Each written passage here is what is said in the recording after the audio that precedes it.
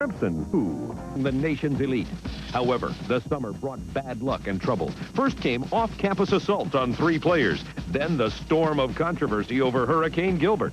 But most costly was last week's win over Vanderbilt, as Humphrey and Gene Jelks were lost for the season, joining starting quarterback David Smith on the sidelines. Still, Bama has plenty of talent remaining and the steady leadership of Curry to steer the tide from troubled waters. The Alabama Odyssey begins today at Commonwealth Stadium in Lexington, where Wildcats await. Lightly regarded as the season began, Kentucky sent a message to the SEC by taking highly favored Auburn to the wire in Pat Dye's backyard. Quarterback Glenn Four runs a dangerous run-and-shoot offense that keeps the ball in the air. But the cornerstone of Wildcat resistance is a hard-hitting defense that never surrenders, and any letdown by Alabama will turn the tide from crimson to blue.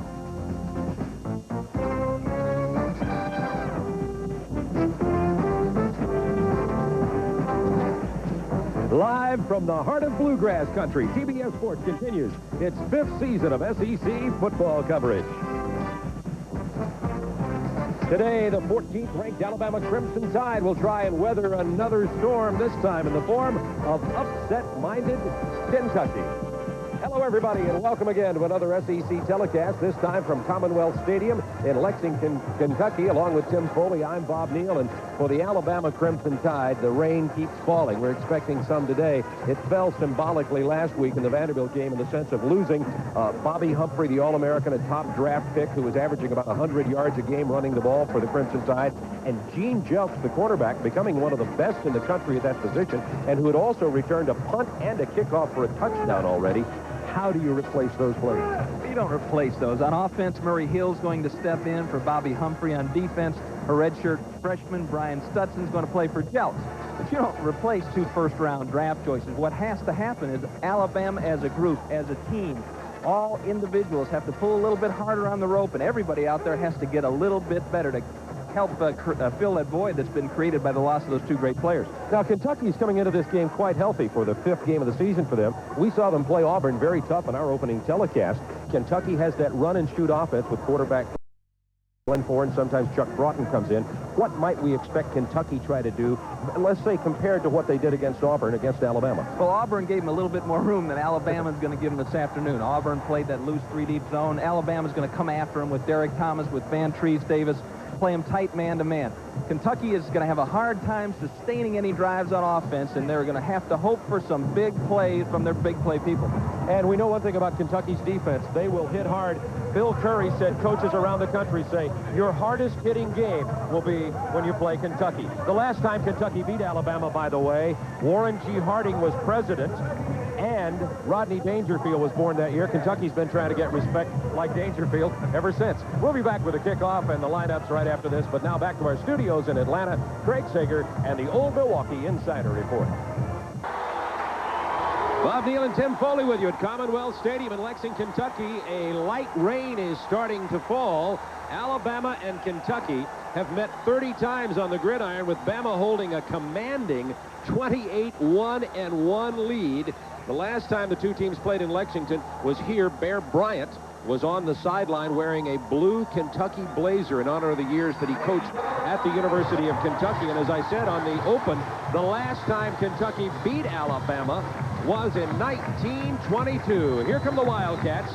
They've played well recently here at Commonwealth Stadium. They defeated Kent State last week.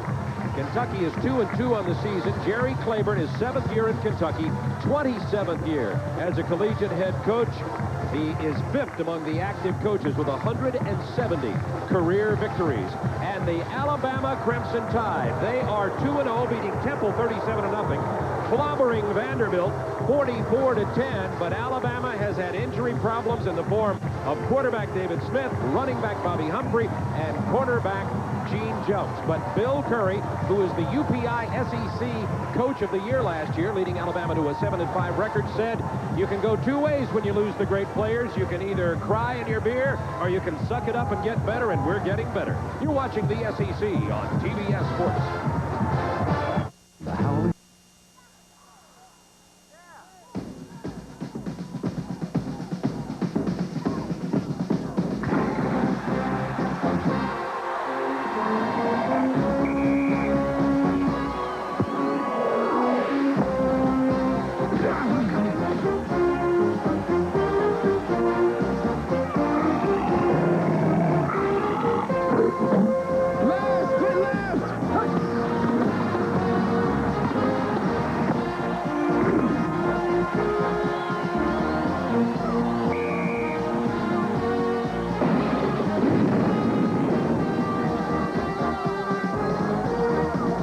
SEC football on TBS Sports is brought to you by Quaker State Motor Oil with QSX for the maximum protection against sludge. And by Buick and your Buick dealer. The great American road belongs to Buick.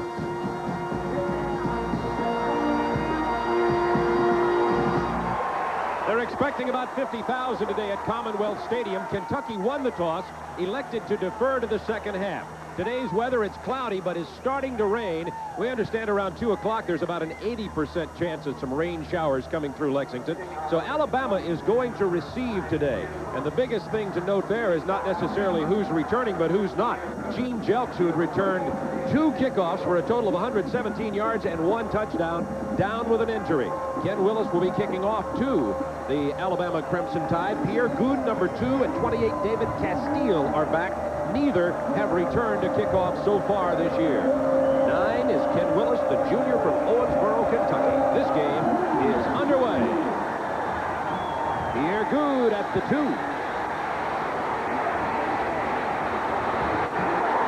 And already you see the loss of Jelks. Goud is down at the 12. Jay Amshoff made the stop for Kentucky, and Alabama comes out inside their own 15-yard line. Jeff Dunn is the junior from Greensboro High School. He replaced the starter, David Smith. Played well last week against Vanderbilt. Murray Hill is replacing Bobby Humphrey, only 5'7". He's a speedster. And the offensive line is excellent. They're also about 2 deep, but those guards, Rose and Fru Morgan, look out. They are a load for the Crimson Tide. First play, Murray Hill doesn't get outside. Hit by Randy Holleran, number 40, the inside linebacker for Kentucky. Randy Holleran's the leading tackler on this Kentucky defensive unit, and it's a good one. Oliver Barnett leads the team in quarterback sacks. We'll see if he'll be in the face of Dunn today. It's a good, strong, run-oriented defense, that wide tackle 6 that Kentucky is so famous for. The secondary 3 deep. David Johnson had a concussion on Tuesday, went to the hospital. He's okay, we understand, coming into the game, but we'll keep our eye on him. Second down 9 from the 14, Crimson Tide.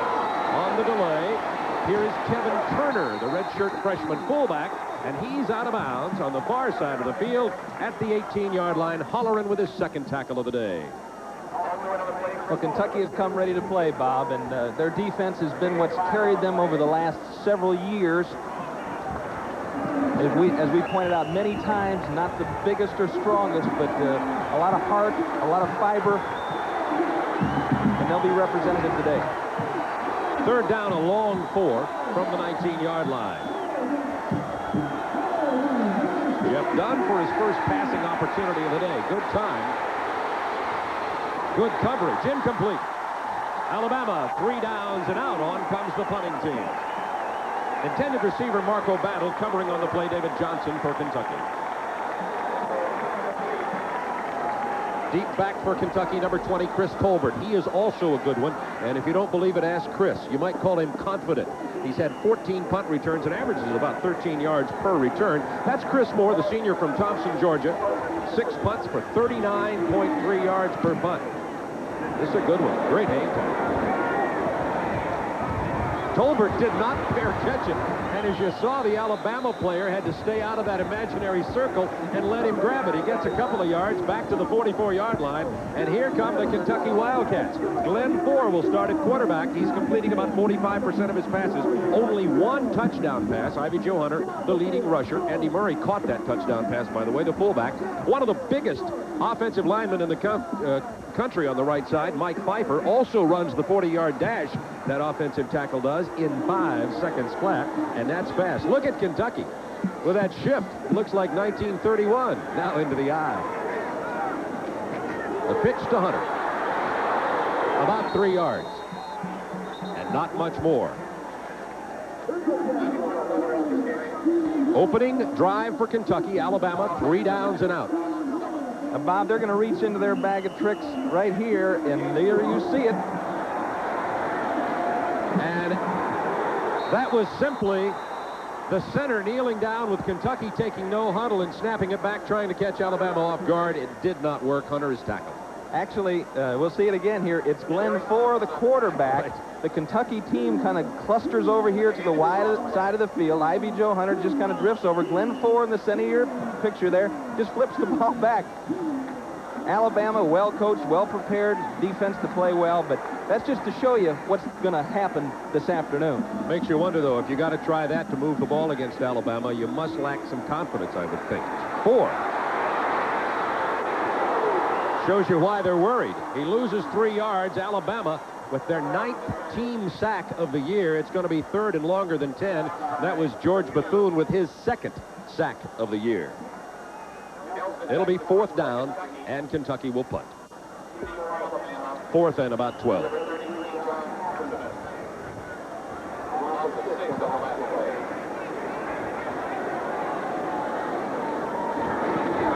Jeff Nelson almost blocked. Got away, a cannon shot. It bounces into the end zone. That's going to be his longest punt of the year. 58 yards for Nelson.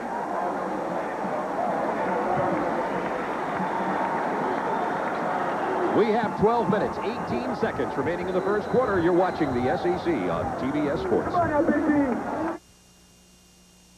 Alabama with their 2nd possession of the game. They were 3 downs and out on the opening possession. Kentucky trying some trickery, also could not convert a 1st down, and we're back to Alabama, 1st down, 10 at the 20 after the 58-yard punt by Nelson.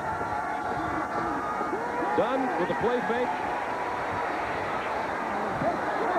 Incomplete, intended for Greg Payne. Good coverage by number 20, Chris Tolbert. He got there just in time to rake it loose. Starting off with the play pass here, Bob, from the I formation. He wanted Howard Cross, who was down at the lower left-hand side of your screen. Tolbert comes in, makes the hit on Cott as the ball was coming in there and shook it loose from Greg Payne. Good play by the youngster. 2nd down, 10, Alabama from the 20. Skies getting ever darker. Expecting rain before this game is over. Done with Turner and Hill in the backfield. Murray Hill, the replacement for Humphrey, goes nowhere. Vic Adams, 92, with the initial contact for the Wildcats. Murray Hill's a little guy, 5'7", from Atmore, Alabama. He had only 12 carries all season prior to this. He did score a touchdown late in the Vanderbilt game last week. They gave him 2 yards. Actually, Bobby had 12 carries in his career. He was redshirted last year because of all the good running backs they had at Alabama. He is the 2nd fastest player, second to Pierre Good on this team, however. Great acceleration. This is 3rd down 8 for the Crimson Tide.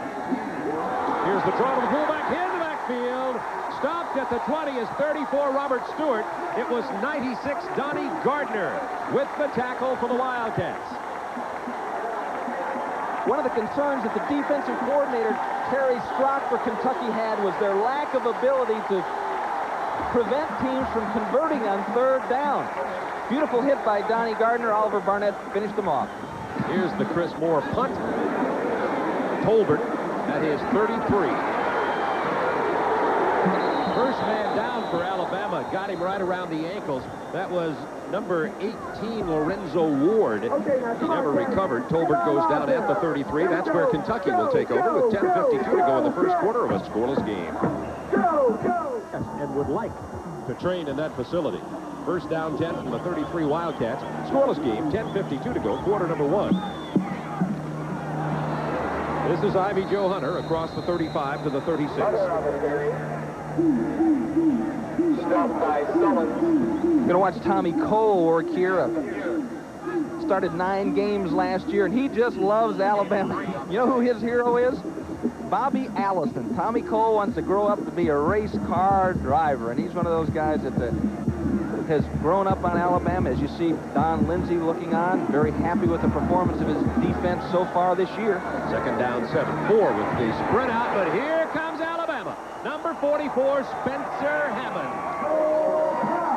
Oh, this Alabama defense, as Tim told you at the opening, will come at you from everywhere. There's the defensive line. Cole Wyatt. Wyatt is an all-conference performer, and George Bethune. Derek Thomas, probably the most talented linebacker. It was Hammond, 44, who just got the sack. In the defensive secondary, Brian Stutson replacing Gene Jelks. It's a good defensive unit. It's such a good defensive unit that teams have started with the ball 27 times against them and have only 2 scores on the board. 10 points by Vanderbilt. 3rd down 16 from the 27 is Kentucky. 4. Screen pass, almost picked off. That was George Bethune. Right about the 19-yard line. He had nothing but goal line and headline in front of him if he'd have held on to it. It's one of the techniques used to slow down the rush. Floor lobs it out there, and George Bethune is right there. And if he hadn't have gotten it, some other Alabama player might have been there to get that. That was, not sure who that was, Bob, but in other words, the ball shouldn't have been thrown. Jeff Nelson to punt. They almost got the last one. This is a pretty good one. Wobbly coming down to John Cassimus, number 33. And Cassimus goes down instantly. Penalty markers also down at the 27-yard line. 49-yard punt, only a 3-yard return. The intensity of Bill Curry. Great pro football player. Jimmy Harper, the man in the white hat, heads the SEC officiating crew here today. Penalty against Alabama. During the run back, we have a clipping on the receiving team during the run back.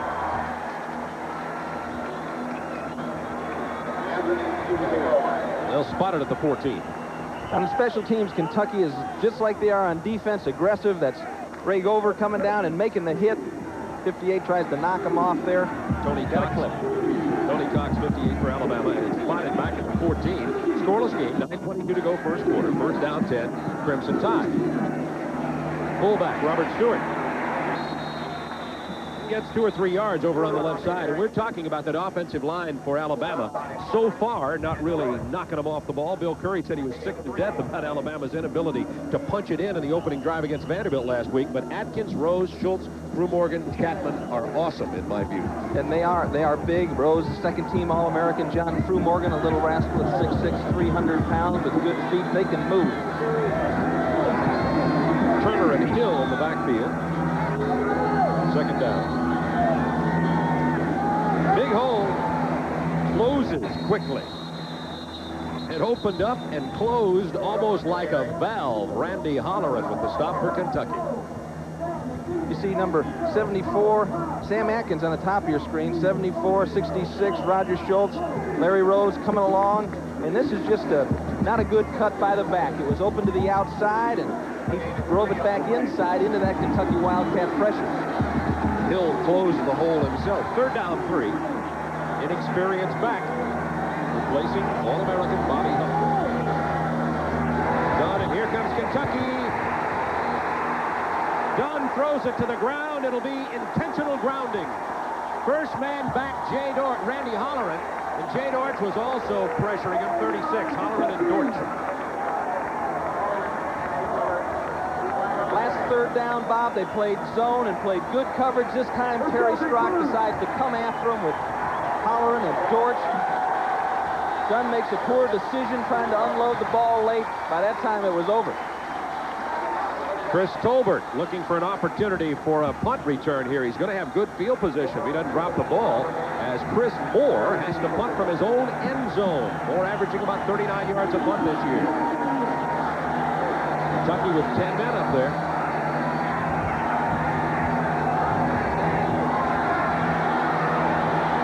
Almost got to it, but Moore gets away. One that'll bring some rain. Fair catch, Tolbert. Whoa, he had trouble with it, but pulls it down at the 47-yard line. Kentucky inside Alabama territory. 7:53 to go in the first quarter. It was only a 38-yard punt, but a pretty good one under the circumstances. Watch Ronnie Robinson come in here. Almost gets this ball. Boom! And does an excellent job of avoiding the punter. Usually in a situation like that, you'll see the defensive back or the potential blocker run into the punter, but just an excellent job there by Ron Robinson. So Kentucky with an opportunity to see if they can move it now with a run-and-shoot offense. Let's see what happens. Well, they're going to run the first time with the ball. 29, Darren Bilberry, the fullback, to the 40-yard line of Alabama. Kermit Kendrick with the stop for the Crimson Tide. Kentucky... One of these days, Tim, I'm going to have to start giving Kentucky more respect like Rodney Dangerfield. They always appear so outmanned, you wonder how they'll stay in a game. And every time we see them, no matter who they play, at least for some portion of the game, Kentucky plays them straight up. And I think the opposition does respect Jerry Claiborne's coach Kentucky team, but they just don't have the talent that some of these other teams have. Bilberry, first down, Kentucky. tackle. Vantrese Davis for Alabama. Kentucky drives to the Alabama 35-yard line. I think Kentucky snuck up a little bit on Auburn when we saw them in the prettiest village on the plain, but Alabama should have been warned by seeing that, not only seeing that Auburn game, but in the loss of Jelks and Humphreys. Emotionally, they have to be prepared. It would be a surprise to me if these guys weren't really fired and ready to go. Pennington and Darrington in at the tight end positions for Kentucky. Darrington, the great tight end who was hurt, he's now healthy and back. Hand off Hunter. Good cut. Hunter drives to the 32-yard line. Tackled by 96 Willie Shepard of Alabama. We talked about that great Alabama offensive line. Many questions up front for Kentucky. First of all, they've had a couple of recent injuries up there, but you've got Mazzella and Wilkes at the guards, Nord and Pfeiffer at the tackles, Crawley at the center. And this is the reason they went to the run and shoot. Inexperienced line, lost 4 starters last year. They really didn't feel like the pocket could hold up for any quarterback, so they had to move that quarterback around, move the target. Hunter and Rawls in the backfield for Kentucky on 2nd down 7 from the Alabama 32. This is Rawls. He doesn't get anything. Willie Wyatt, the all-SEC nose guard, the junior from Gardendale, Alabama, number 98 with the initial contact. Let's watch Willie Wyatt work here. Number 98 caused a fumble versus Vandy last year that led to an easy score. All SEC performer, great hands, and wonderful feet. The idea is there are some big people that just can't move that bigness around. You got to be able to put it on somebody, scoot down that line of scrimmage and make a play. 32 Hunter and 5 Baker in the backfield for Kentucky on 3rd down 7.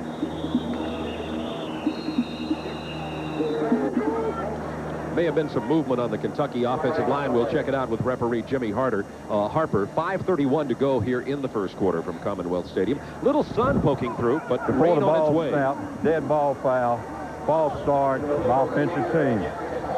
Mike Nord, left tackle, looked as though he was the man making some motion over there, number 76. And talking to Jerry Eisman, the offensive coordinator for Kentucky, Glenn Four is a very talented young man, but he runs hot and cold. And so if this keeps up, don't be surprised to see Chuck Broughton being brought in. Not as good an athlete, but maybe a little bit better field general, a little bit better understanding of the offense. The problem is, though, he cannot get out of the way of the rush.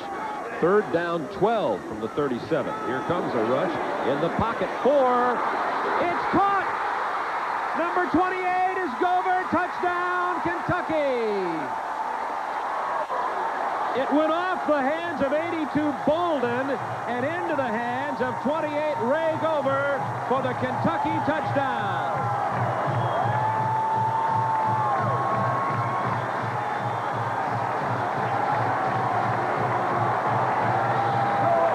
Bob, as you mentioned earlier about the sun shining on the Kentucky offense, we've seen Kentucky close so many times, and they can't ever seem to get a break. That time, Glover almost knelt down. If knee would have touched there, obviously, it'd have been down, but came up as the ball came, and excited. That's Ray Gover's first touchdown reception of the year. Ken Willis for the point after. It is good, and with 5:01 to go in the first quarter, they'll be talking about this one around America as they see the scores flashing up. Kentucky 7, Alabama nothing. You're watching the SEC on TBS Sports. You're going to see John Bolton here, number 82 for Kentucky, working against Brian Stutson. Good position by Stutson at Bolton. Turns him to the inside. He's open. The ball is overthrown. John Magnum running with his man Ray Gover back there, all of a sudden turns around. His guy has got the ball. Said, hey, I had my guy covered. What's happening? Now we're going to see it from a rush lane look. He rifles it in there. The ball thrown high for Bolden. Gover makes the catch and scoots into the end zone with him. First touchdown pass against the Alabama defense this year. Oh, excuse me, second touchdown pass. Vandy had one last year. There's Ray Gover, the senior from Dayton, Ohio. His 6th catch on the year and his first touchdown reception. Willis with the kickoff. Number 2, Pierre Good, inside his end zone. Nice cut. Down shy of the 20. He was hit first by Derek Thomas. the Kentucky scoring drive. 5 plays, and of course the key play, the 37-yard TD reception off the hands of Bolden into the hands of Gover for the 7-0 lead. And we're talking about field position here. Once again, Alabama starting inside the 20. They have started at their 13, the 20, and the 14. If you can't start a drive, at least some of them outside the 25, you've got field position problems. Last week it was Vanderbilt against Alabama having field position trouble. This time, the tide has turned. Hill. Well, you got to look that time at the acceleration of little 5'7" Murray Hill as he gets 10 yards and the first down. And he can scoot a 4.35 in the 40. His first run last week against Vanderbilt, 29 yards. That's the way to read the block. And he's so small, sometimes you'll lose him behind an offensive lineman. Good hard running by Murray Hill. First down, 10 Alabama from the 31. A little breathing room for the Tide, trailing 7-0. 4:42 to go in the first quarter.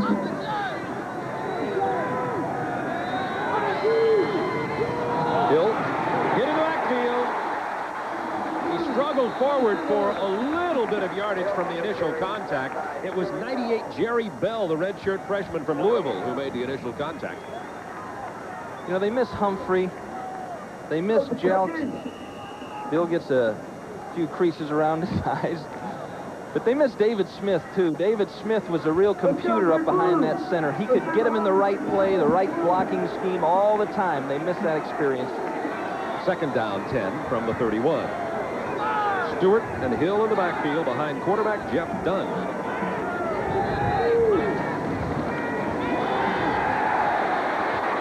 Steps away from the pressure. Intended for Marco Battle at the 36, thrown out of bounds. And now Dunn is 0 for 3. Check it, it was Howard Cross the pass was intended for, the tight end. Nevertheless, incomplete. Good job of coverage by the Kentucky defense and a nice job of pressure. You know, Bob, I'm a little bit surprised by the amount of pressure Kentucky's getting from their front 4 pass rush. Against that offensive line, it's interesting. It'll be interesting to hear as you analyze this as we go. We may even get some looks of it a little bit later, Tim, as to what Kentucky, with their wide tackle 6, is specifically doing. On the 3rd and 10 now. That's Howard Cross, 85 in motion. Here's pressure again. Barnett, however, went down. It's picked off. Number 24, David Johnson.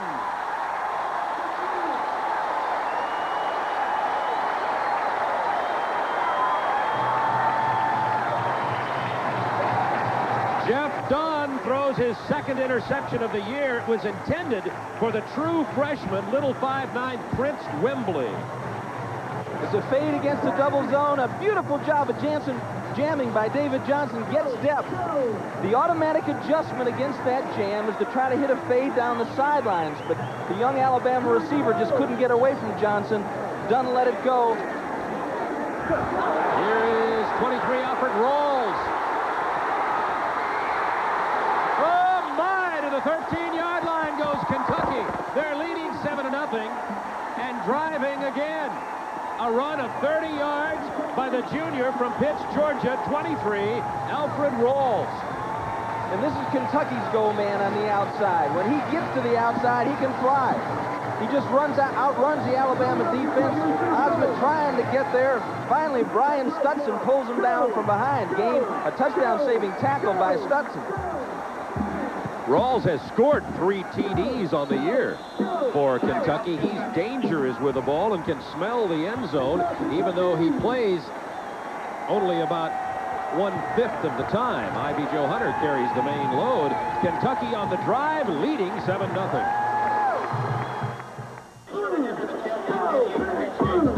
Kentucky leading 7-0. It'll be first down 10 at the 12. We're talking about Alfred Rawls, the tailback, number 23, who got the 30-yard run. He's from Northeastern Oklahoma A&M. He is a junior college transfer. Of course, Northeastern Oklahoma A&M produces a lot of exceptional junior college players. Whoops, not this time. At the 15-yard line, Rawls goes down. He was hit by 55, Derek Thomas. The defense that Alabama is playing, it's aggressive, it's upfield, it's a lot like we saw last week at South Carolina. As you see the Alabama coaches talking to their offensive line, it's Mac McWhorter, but what happens is if you have a breakdown, Bob, it's usually not a 3-yard gain. It's going to turn into a longer game. So it's a more high-risk defense. You'll have more big plays for you and against you. Second down, 13 from the 15. The pitch to Al Baker. The penetration. This is what we had expected to see Alabama doing. Spencer Hammond, 44, leading the way. They are an aggressive, penetrating defense. See, if they can get the hook here, Baker needs to take this outside. Look at them all coming. Nobody ever touched Spencer Hammond. A nice job of containment by Derek Thomas, forcing the play back to the inside. When you're playing that type of defense, containment becomes paramount because you eliminate all your pursuit if they break that containment. 2 plays, a loss of 9 yards for Kentucky. 3rd and 19 from the 21-yard line now. Here's the pressure. 4 into the end zone. Out of the fingertips of Alfred Jones, number 3, 29 Mangum covering on the play. So Kentucky marched 9 yards backwards after getting all the way to the 12, and now the field goal attempt. You can count on Alabama coming after you with both barrels open, everybody upfield. And so you've got one-on-one in the secondary, this time 4, buy some time, rolling to the left. John Mangum in perfect position, but Rawls can go up. Possibility of coming up with a big play there. The ball was well thrown. Willis is 3 out of 6 on field goals for the year, as long as 43 yards. This one a 38-yard length. It's good. Kentucky gets 3 out of the interception and the drive down for the 38-yard field goal. And with 1:47 to go in the first quarter, Kentucky has taken a 10-0 lead over the Crimson Tide.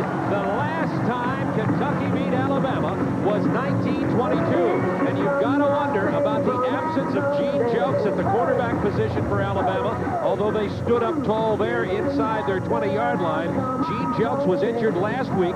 First of all, he returned this punt for a touchdown. He has a punt and a kickoff return for a touchdown. A great former tailback. And then it was on this play, the next play from the line of scrimmage. You'll watch his knee fold under there, and Jelks had to have surgery last Sunday and is recovering. His season is ended. And Gene, I'm sure, is watching from his hospital bed and will be back. They haven't missed him as a player right now, Bob. Brian Stutson's doing a fine job. They're not throwing the ball. But they probably do miss his leadership and his presence and the confidence that he exudes. Willis out of the end zone. Well, Willis, after the 38-yard field goal, is obviously high on the lead.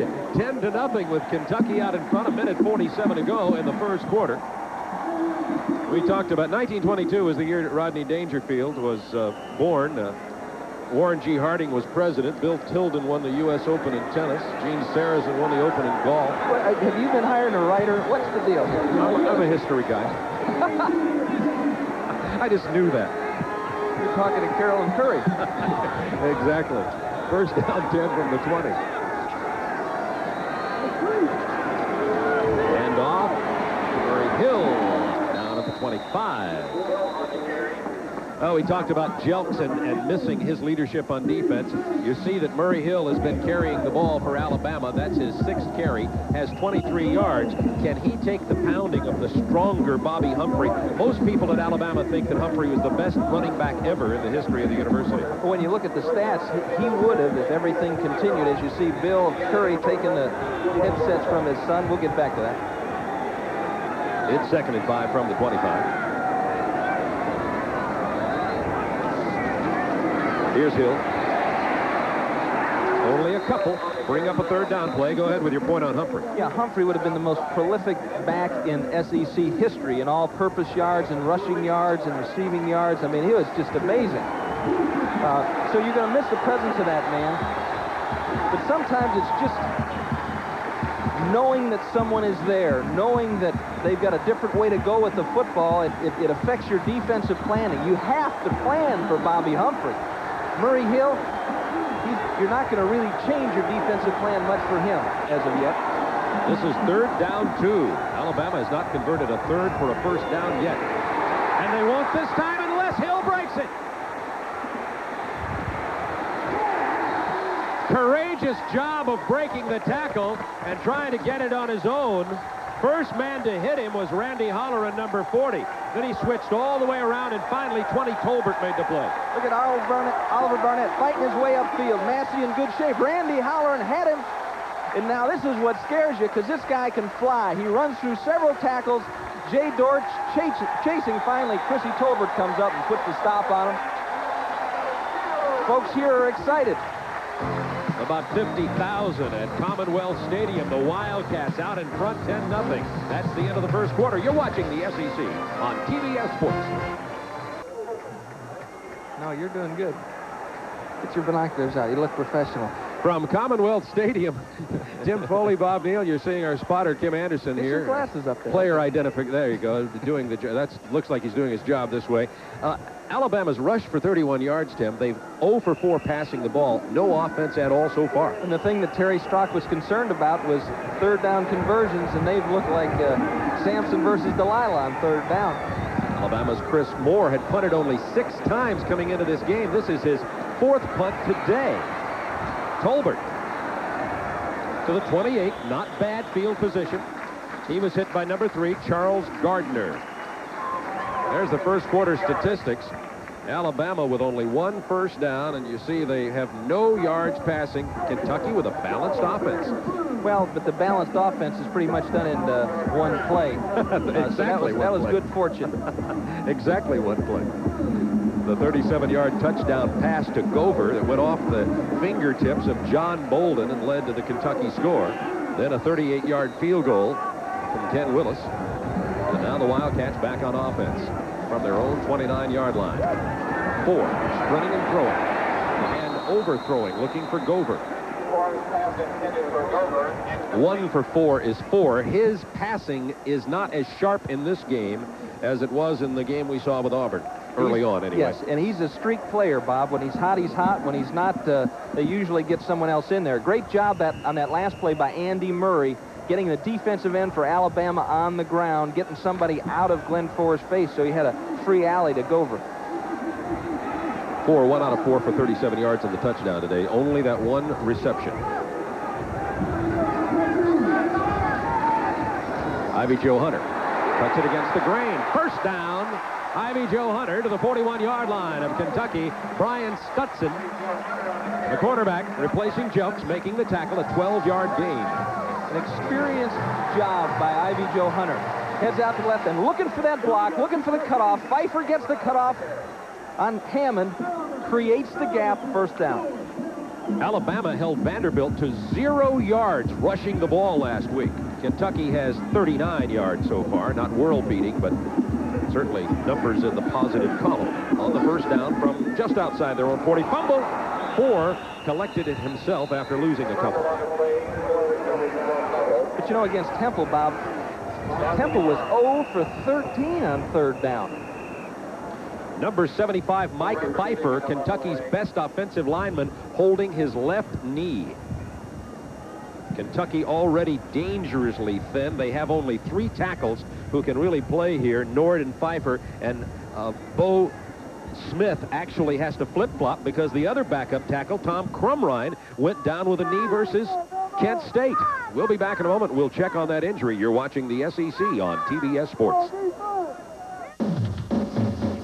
People that wear crimson during the fall just don't like to lose. Here's Derek Thomas. He's going to take it in for the touchdown. Ole Miss battles 14th-ranked Alabama. 12:30 Eastern on the Superstation next Saturday. 14-14 remaining in the second quarter. Kentucky out to a surprising 10-0 lead, but bad news for the Wildcats. Their best offensive lineman, the 290-pound, 6'7" Mike Pfeiffer, the junior, has gone down. He injured his left knee. From the way they're treating it, it looks like there is great concern on the part of the trainers and doctors for the Kentucky Wildcats.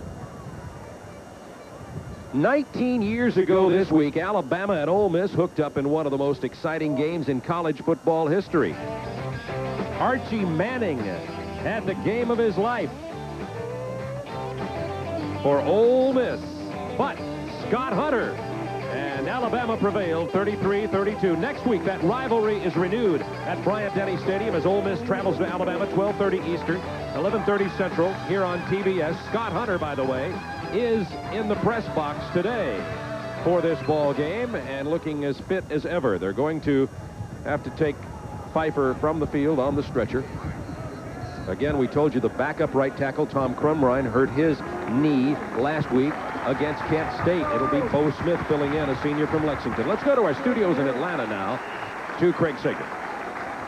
Well, thank you, Bob. Georgia's Tim Worley has returned the opening kickoff 93 yards for a touchdown, but Ole Miss came back, returning a fumble by Rodney Hampton for a TD. It's 10-6 Georgia. And winless Tennessee losing again, this time 7-0 at home to Washington State.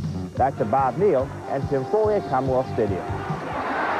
Here's Hunter at the 38-yard line. Down he goes, loss on the play. He tried to run over on that right side. Some other scores from around the country. West Virginia struggling this week after the big win over Pitt. Indiana over Northwestern. Indiana beat Kentucky earlier this year up in Indiana. And Georgia Tech and NC State in a close one in the second quarter. That's being played at Bobby Dodd Stadium in Atlanta. For the Wildcats, 3rd down 12 from the 38. They lead 10-0 with 13.5 minutes to go in the first half. It is complete to Gover, who caught the touchdown pass to the 41, 42-yard line of Alabama. Mangum with the tackle. Mangum man-to-man on Ray Gover. Another fine job by the Kentucky offensive line. You see Wyatt working in there trying to get pressure. George Thornton. Gover beats Mangum across the middle of the field. John there to drag him down. Is upset with himself for letting that receiver break inside like that. 20-yard completion, 1st down 10. Al Baker, he has great speed.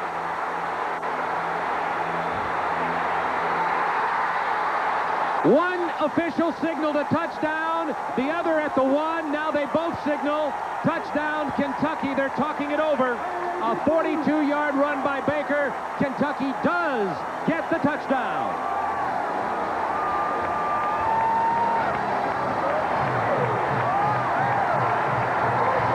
Bill Curry is stunned. Kentucky up 16-0.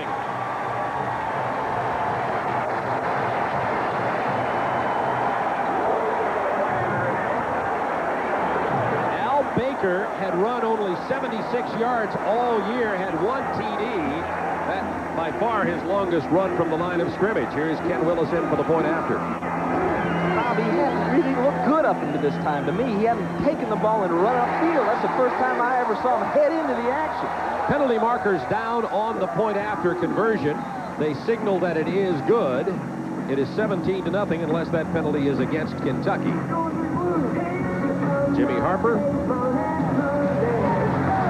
says the penalty is against Alabama. The point after holds, and Kentucky is stunning. Men on the field on the defensive team on the kick. The kick is good. Be a 15-yard penalty on the kickoff. That'll be a 15-yard penalty on the kickoff. You heard Jimmy Harper explain it. 12 men on the field for Alabama. Bill Curry has to regroup. Moved him to tackle. Brian Crawley wants a cut here. Gets Steve Webb on the ground, and now it's daylight. When you crack through, Osmond can't pull him down. When you crack through that defense and you beat that pursuit back to the short side, Katie bar the door. Missick can't bring him down. Derek Thomas hustles all the way down the field to the corner of the end zone, but can't stop Al Baker. 6 for Big Al.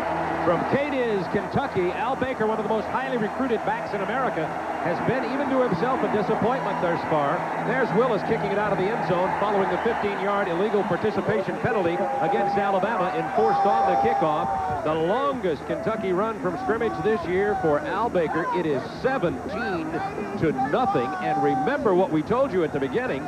Kentucky has defeated Alabama only one time in history, and that was in 1922. 28-1-1. That's a decided edge.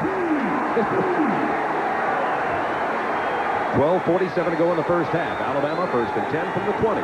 Remember, the Tide put up 44 points against Vanderbilt last week, 37 against Temple. Picked off by Massey. Tony Massey with the interception. What is happening here at Commonwealth Stadium?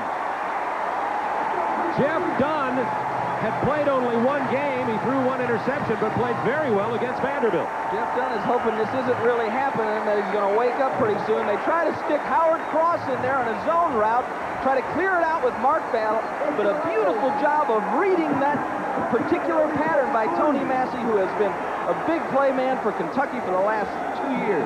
Wildcats lead 17-0. They have the ball inside the Alabama 40. Here comes pressure. Way back inside Kentucky territory at the 48.5-yard line. Derek Thomas all over him. Well, nothing's changing for Alabama. They're not going to change their plan. You watch Keith McCants coming from the outside. He just drives right inside of Mike Meese. 4, can't find it there. Derek Thomas in his face. Tommy Cole there. Defensively now, you just got to get mad. You're upset. You got a couple of big plays going against you, but now you got to come back. Second down, 22, loss of 12 on the play. Some confusion offensively there for Kentucky. Penalty markers go down. There's Tony Massey, his first interception of the year. He's a real leader there.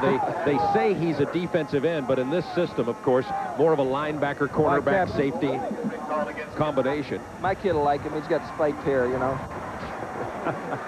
Holding is the call. During the run, we have holding in the offensive line on the offensive team. Okay, Tommy. He doesn't just say holding. He talks in sentences. That's good for a referee. Jimmy, I'm sorry. That's Jimmy Harper. Jerry Claiborne trying to figure what's going right. He deserves to have something go right, and Bill Curry wondering what's going wrong. And when it's hot, you better take advantage of it right now, because it can go the other way. It is second down, 32. The first down marker at the 30 of Alabama. Here's the pressure. Screen pass. Knocked down hard in the backfield is Ivy Joe Hunter. Another loss on the play. Willie Wyatt penetrating. Did somebody give Alabama a wake-up call? You know, there was a power shortage at various places around Lexington today, and it could be that the Alabama defense just didn't get their wake-up call till right now. It's possible. That is true. And see, when you play that upfield kind of defense, all you need is a crack. You need a crack, break a tackle, you go a long way. Second down, 39. Third down, check correction. Back to the 35-yard line goes Ivy Joe Hunter. And Kentucky will have to punt the ball away. They took it over at the interception at the 39-yard line of Alabama. And the Alabama defense was awesome on that series. That's John Casmus, 33. Number 1 is Jeff Nelson for Kentucky. They blocked it.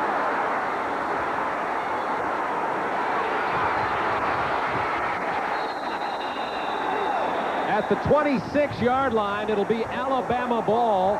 The first time Alabama has had a starting drive inside Kentucky territory today. They're trailing 17-0. Let's watch the block. Derek Thomas coming from the outside. He's blocked 2 last year. I don't know if he got it or if the front man. It looked like Derek Thomas blocked the punt, kicked up into the air, and Alabama chance to change the direction of momentum here. First down 10 from the 26, and Vince Sutton has entered the game as quarterback for Alabama. He pitches to Castile, nothing going around the right side.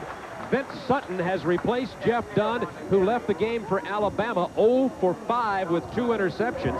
Sutton has been a player who's been on the edge of being the Alabama quarterback since he came there from LaGrange, Georgia. He's now a senior. Somebody's always stepped in front of him. He's never had the starting job. Well, he started as, if I remember, he started as a freshman. He and Mike Shula were going back and forth. They decided to go with Sutton because he was a better athlete than they wanted the consistency of a Shula. Second down 8. Here's the pressure. Screens left. Stewart. Tripped up by Chris Colbert. At the 25-yard line, it will be 3rd down and 9, Alabama. Sutton looking downfield, wants to dump it off to Stewart. Not exactly where he planned on him being. Stewart got a little bit wide for that screen action. But Stewart last year started 6 games as a linebacker, as a middle linebacker, Robert Stewart. Castile and Stewart in the backfield for Alabama. Bobby Humphrey out for the season and perhaps for his career at Alabama. Could go pro next year. Sutton, pressure, penalty markers, and Sutton go down. At the 35, there are markers on the play thrown up around the offensive line. Donnie Gardner got to Vince Sutton.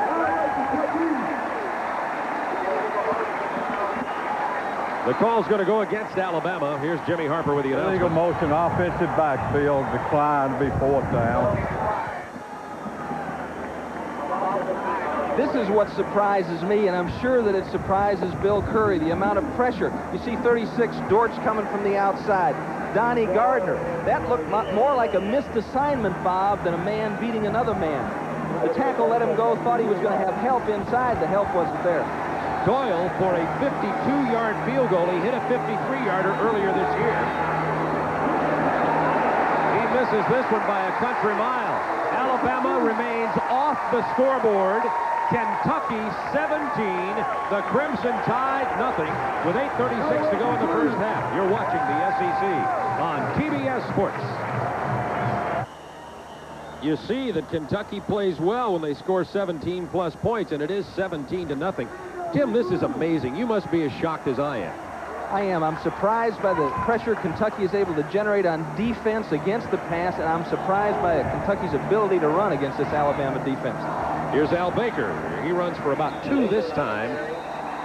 Baker had the 42-yard touchdown run previously. And what you'll see is 2 yards, 1 yard, loss of 4. And if they get a break, then it's going to be 30. Gain of 3, 2nd down 7 from the 37. 8 minutes remaining in the first quarter. Well, nothing's going as expected. Right about now, we were supposed to have downpour of rain, and the sun is shining. Logan goes in motion. Here's the handoff to Rawls. Good acceleration across the 40 to the 43-yard line. John Mangum with the tackle for Alabama. And you're going to see less lateral movement from Kentucky, less toss action. And what they're going to do is they're going to get a little sidestep and then get it upfield. Get it upfield, try to trap that blitz, try to create a seam and go. Look at this, the total yards, 130 to 23. Remember, last week, Alabama held Vanderbilt to 0 yards rushing, although Eric Jones did come up with over 300 yards passing. 3rd down 2. Knox and Hunter in the backfield for the Wildcats. Into the backfield is Hunter, breaks it, 1st down. Hunter running strong, out of bounds at the 43 of Alabama. Mangum dragged him down. Kentucky now with 97 yards rushing, 16 on that carry. Willie Shepard breaks through, blitzes through, misses him in the backfield. They lose containment. 1st down for Ivy Joe Hunter. The other thing that's happening here, Bob, that hasn't happened in a long time for the Kentucky defense is they're getting to spend a little time on the bench. We hear from the locker room, Kentucky starting right tackle Mike Pfeiffer, torn ligaments in his right knee. That's information from the Kentucky locker room. Here's the pitch to Rawls. Needs a block, runs into his own man and goes down. When his knee touched, he was down. Ran into Charlie Darrington, number 88, the tight end. 7:03 to go in the first half. Darrington back in there makes a difference for Kentucky. When we saw Kentucky against Auburn, Darrington was injured. And although Pennington and Meese are fine athletes, Charlie Darrington is all SEC capability. Vanderbilt with a good front 7. Alabama. Bethune, Wyatt, Cole, Thomas, Gilbert, Davis, Hammond. Hard to run against. Ask Vanderbilt about that. But Kentucky with nearly 100 yards rushing in his first half. Penalty markers down. Incomplete as Mangum and Logan battled for it down about the 14. But there are penalty markers in the Kentucky backfield. And that's a Jimmy Harper shows you a holding call against Kentucky, but that's not a bad possibility. You know you got John Mangum in man-to-man coverage. They list John at 5'11". During the pass, holding in the offensive line, 10-yard penalty. But we know different, Tim. Yeah, I mean, I'm 6'5" if John's 5'11". I mean, I hope that makes him feel better, and John plays a lot bigger than he is, but you know, this ain't a bad bet. Throw it up there. Now, that should have been pass interference on Phil Logan. And Mangum's telling on him, hey, look it, did you see that? But as John, get used to it. Why did it back? You get no respect. Why did I know that you'd think it was Logan with the pass interference there? Here's Baker. He had the 42-yard touchdown run. This time about 11 or 12 back to the original line of scrimmage. Hammond with the tackle, a gain of 12 for Al Baker. Let's watch this makeshift line work. This time, they've got Bo Smith at guard. Mazzella has moved out to tackle. They're moving people all over it. Derek Thomas tries to bring him down. Spencer Hammond finally grabs a hold of him and drags him to the dirt. Al Baker is running with more confidence than I've ever seen him run with. Third down, 12 from the 44, Kentucky. Here comes Alabama against 4. Gets it away. Wide open is Jones to the 18-yard line of Alabama. First down, Wildcats.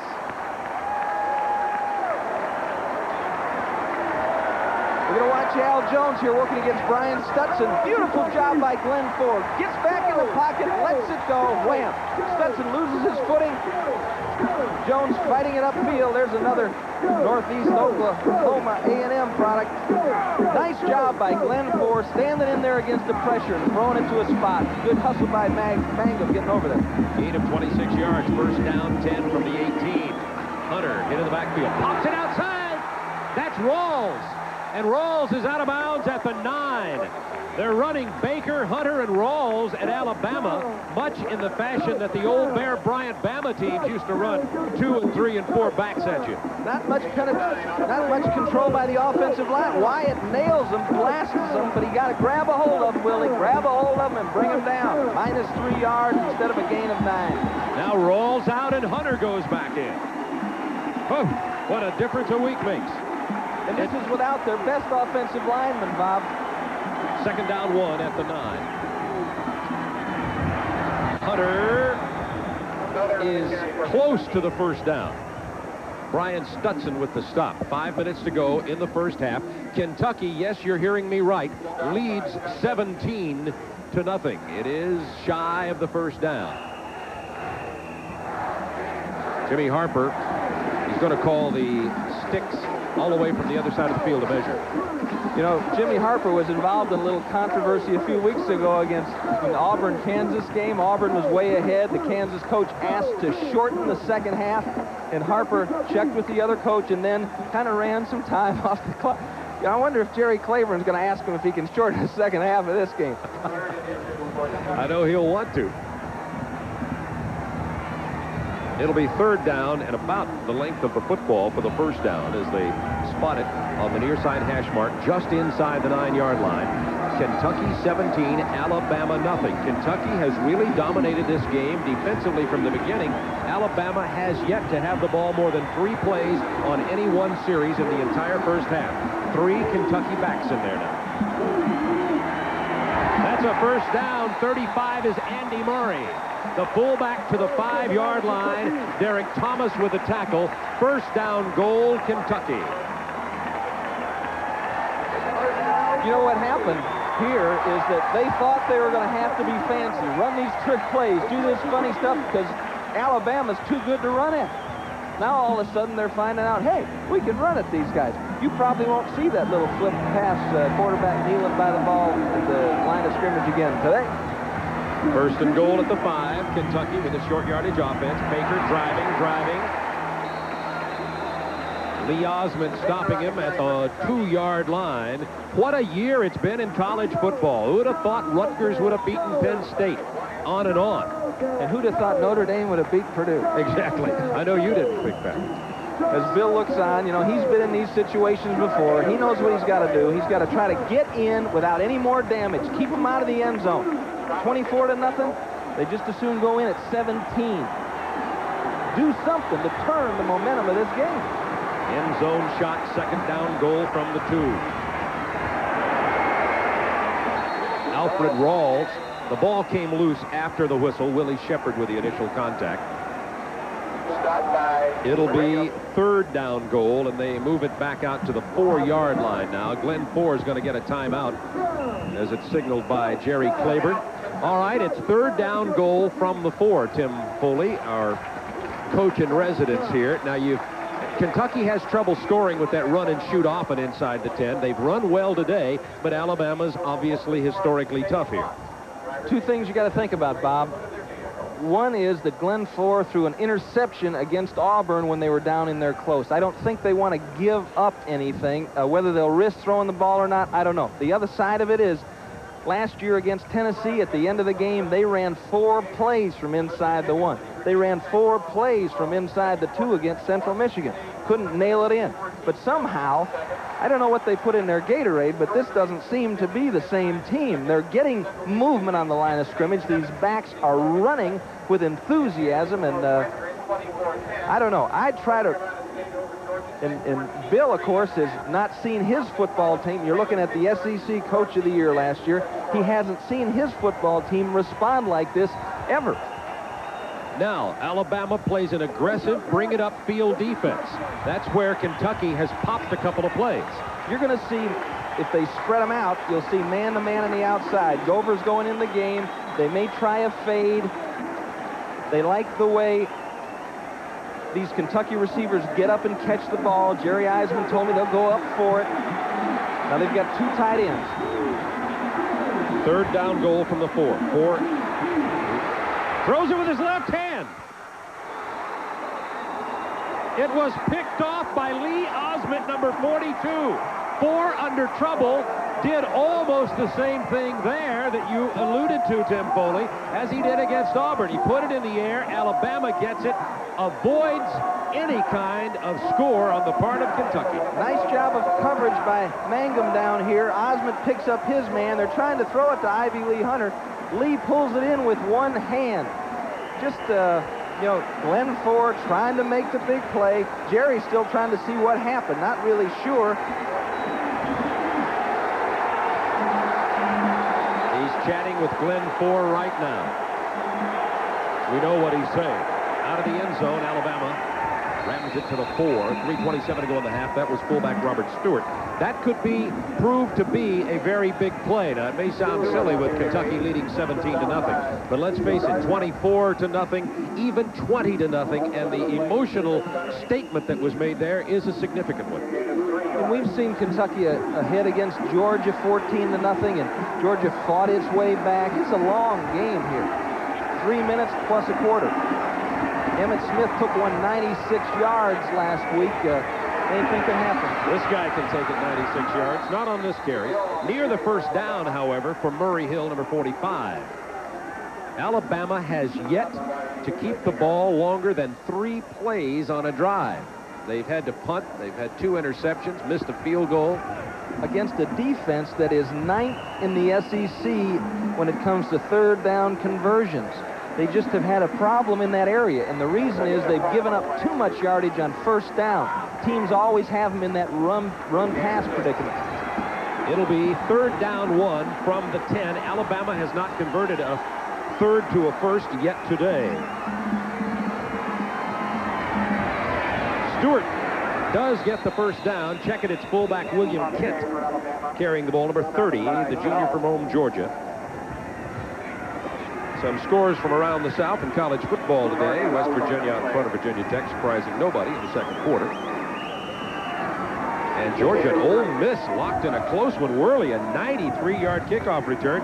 He was playing with a sore knee again, but it's a 1-point game with Georgia having a problem with Ole Miss. Tennessee, 0 for the season thus far. First down, 10, Alabama. Their first down off of a third down conversion on the day. Sutton, who replaced Dunn, goes for the big money. Well, he's got the arm, but he beat Marco Battle, his intended receiver, by about 10 yards on the toss. I think Vince thought that was Pierre Good running down under that one. And there is a stiff wind here.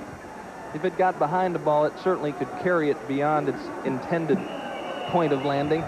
Minute 41 to go in the first half. Kentucky 17, Alabama nothing. Kentucky a 37-yard TD pass from 4 in the first quarter, 38-yard field goal from Willis in the first quarter, then Baker's 42-yard TD run in the second. Here's Murray Hill. Not 6. Stopped at the 20. Craig Benzinger with the stop for Kentucky, number 44. Kentucky playing basically on the inside with 3 linebackers, Randy Holler and Christian Alt and Craig Benzinger. And when they get there, they make something happen. You can hear the pops up here.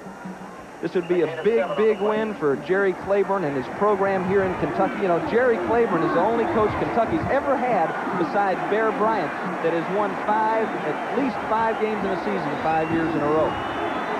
3rd down, 3 Alabama. Got him bunched in tight. Backs in the eye. Sutton.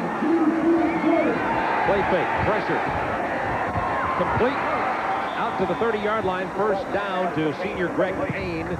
Chris Tolbert with the stop. Alabama with 2 first downs here. They started this at their own 1-yard line.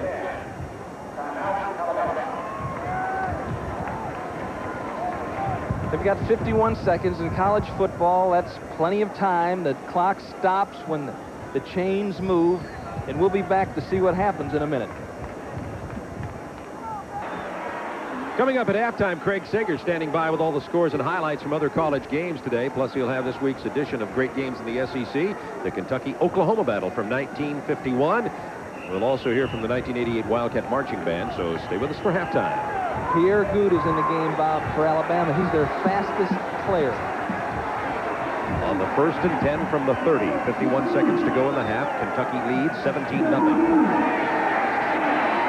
Sutton forced out of the pocket. They got him at the 21-yard line. Oliver Barnett with his 4th sack of the year. Vic Adams, 92, was back there. But it was Barnett with the quarterback sack. Loss of 9. Clock running. 28, 27, 26. See in the lower right of your screen. Time remaining in the half. Sutton out of the shotgun.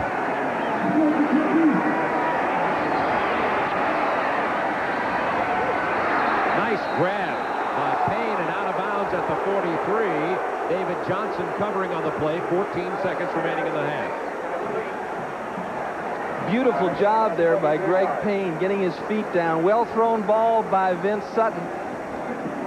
Folks in Commonwealth Stadium didn't think he got his feet down. No huddle for Alabama. 14 seconds to go in the half. And it looked like Kentucky jumped offside. Oliver Barnett was the man coming across on the left side. Let's see if Payne did get his feet inside. Douglas in great shape. You know, whether he got his feet down or not, it's not important, as David Johnson made contact there.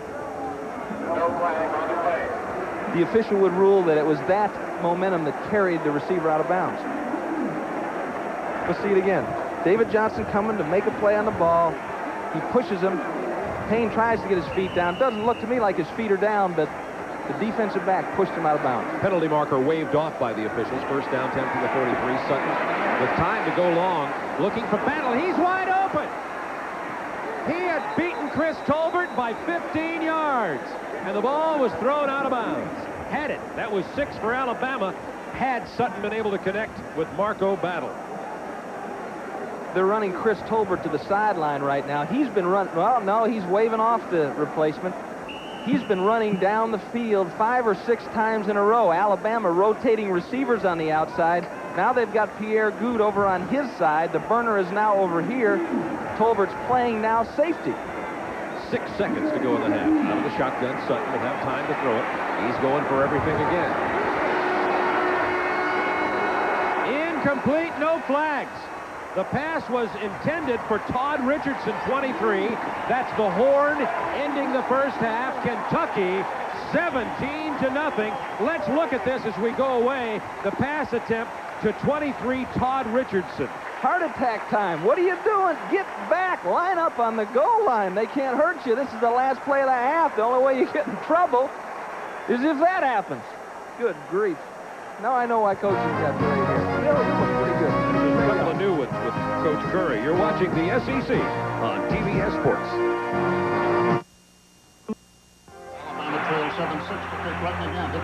He passes down to Bryant, pulling his way down to the 12. As a player, he was tough and disciplined. As a coach, he became a legend. Even today, the name Paul Bear Bryant symbolizes one of college football's greatest success stories. Now you can experience the glory of victories past and feel the pride of a winning tradition. Visit the Paul W. Bryant Museum at the University of Alabama. Philip Doyle will kick it off for the Crimson Tide, trailing 17-0. Tolbert and Rawls.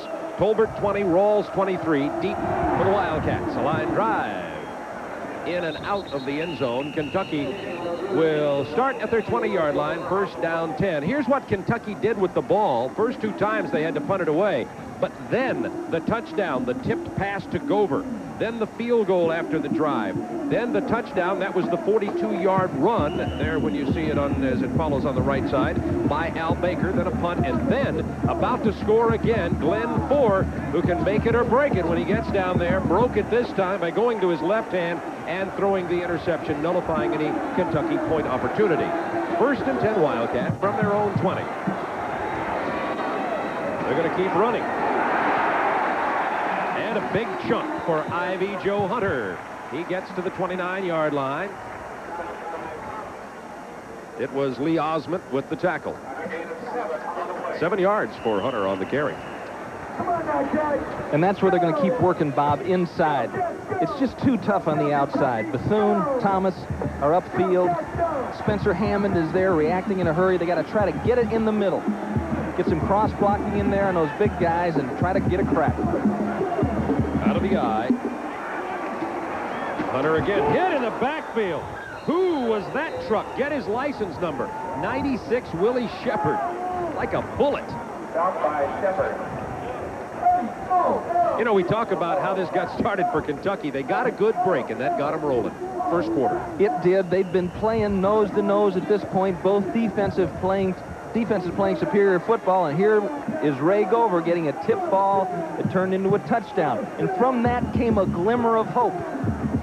And after that, they started to run the ball up the middle, and here we are. The glimmer turned into a bright spotlight with a 17-0 lead. Here it is, Alabama ball. Let's wait for the signal. It was covered by Alabama and then covered by Kentucky. They give it to the Crimson Tide. The man who hit him was Keith McCants.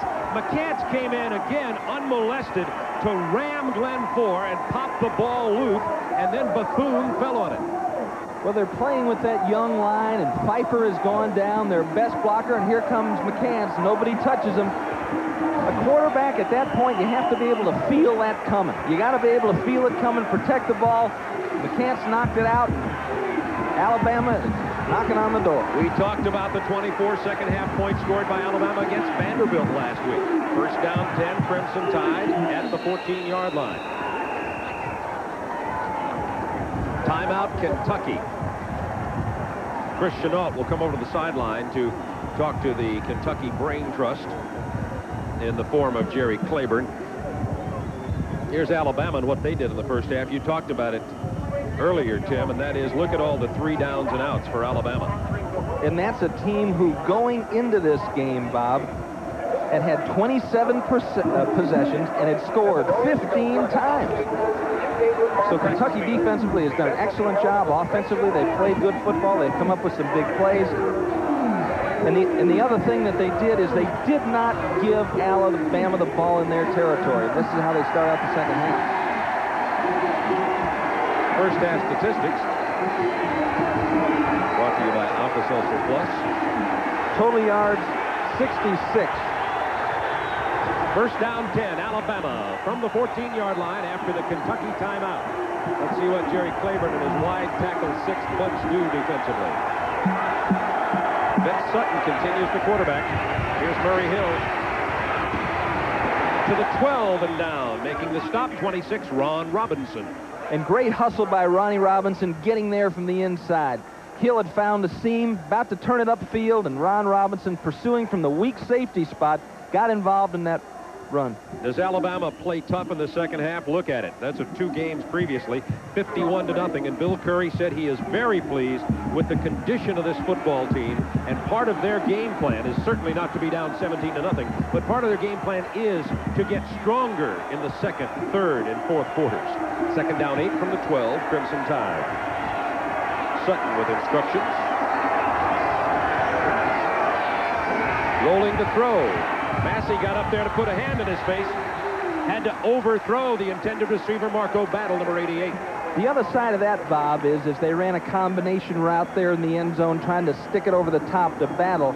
The other side of that is Alabama's football team at this point has only played half the first half. Many of those players on defense. And so you got those little Kentucky guys, they're lining up, coming play after play after play, and they see these big guys alternating on every play. And that also becomes a factor later on in the game. The other thing that becomes a factor is expectation. Alabama expects to win. Third down 8 out of the shotgun. Sutton into the end zone looking for Cross and out of the end zone. Nowhere near. Kentucky holds after the fumble and the recovery by Alabama. Now the Crimson Tide being shut out thus far. Disappointing Bill Curry on that series of plays. Philip Doyle comes in to attempt a field goal. He missed one earlier today of 52 yards. This one will be of 19 yards. Excellent kicker is Philip Doyle, the sophomore from Birmingham. 29-yard attempt.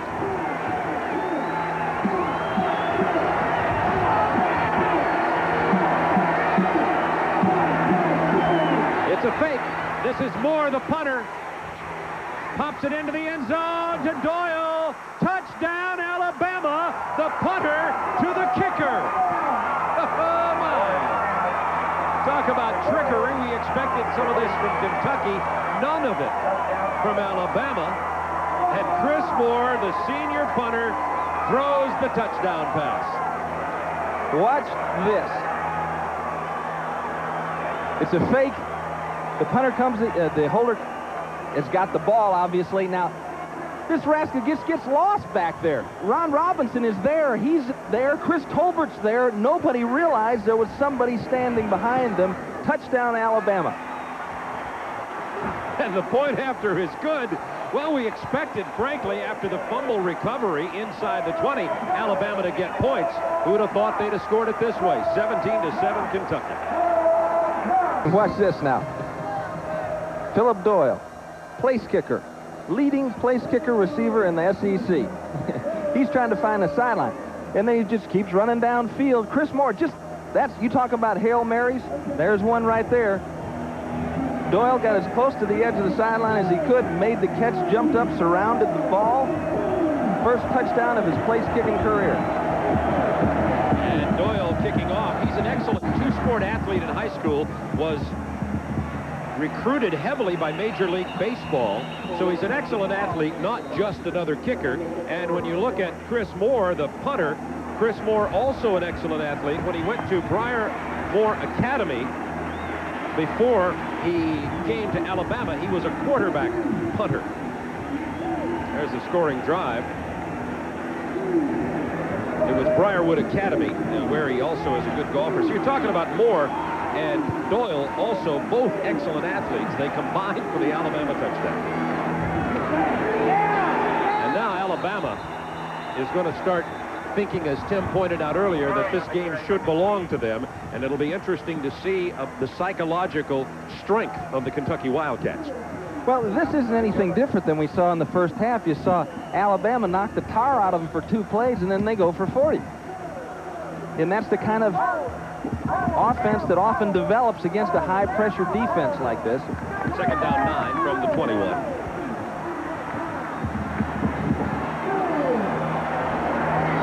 Moore under pressure, throwing on the run. He has Logan there with a great reception and out of bounds at the 43-yard line of Alabama. Phil Logan, the sophomore, with a tremendous reception. Good coverage by 29, John Mangum, a gain of 36. Well, we talked about this earlier, Bob. A bad bet's not a bad bet. Just throw it up. John's in great shape. He's playing the receiver. Just goes up a little late, reacts a little late to the football.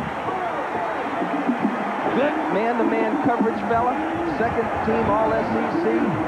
Sophomore All-American. On the first down handoff, Ivy Joe Hunter drives for about 7 inside the 40 to the 37. And as you pointed out, Tim, Alabama knocks the tar out of Kentucky a couple of plays, and then the big one. It's happened the entire game.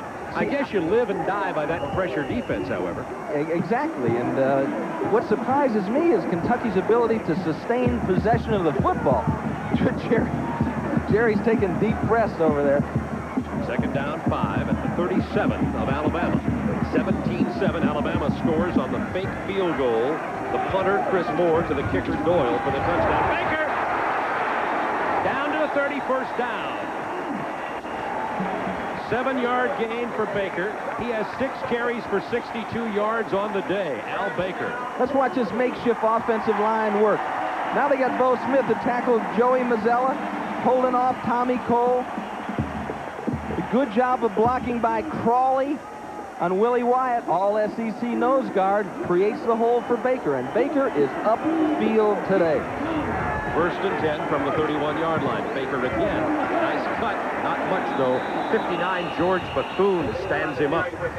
Bethune's taller, but these two guys weigh the same. Bethune's about 225, and so is Al Baker. Rawls goes in for Baker now. Another thing that happens when they run out of the eye, Bob, is defensively you have to be patient if you're the linebacker behind the football. You have to expect it to come back to you. You can't overrun it. If you get overrun it, then you get caught up by an offensive lineman, and that creates a gap. On the second down 8, 3 backs, Hunter, Rawls, and Murray, and 2 tight ends for the Wildcats. Here's Hunter hit in the backfield. Struggles back near the line of scrimmage, but once again, excellent penetration on the part of Alabama. Tommy Cole was the man who made the penetration, number 51. Then Derek Thomas came in and cleaned up. They lose 3. It's going to be third down 11. Back to the 32. Once again, though, 2 big hits by Alabama. If history of this game holds true, watch out for a big play by Kentucky.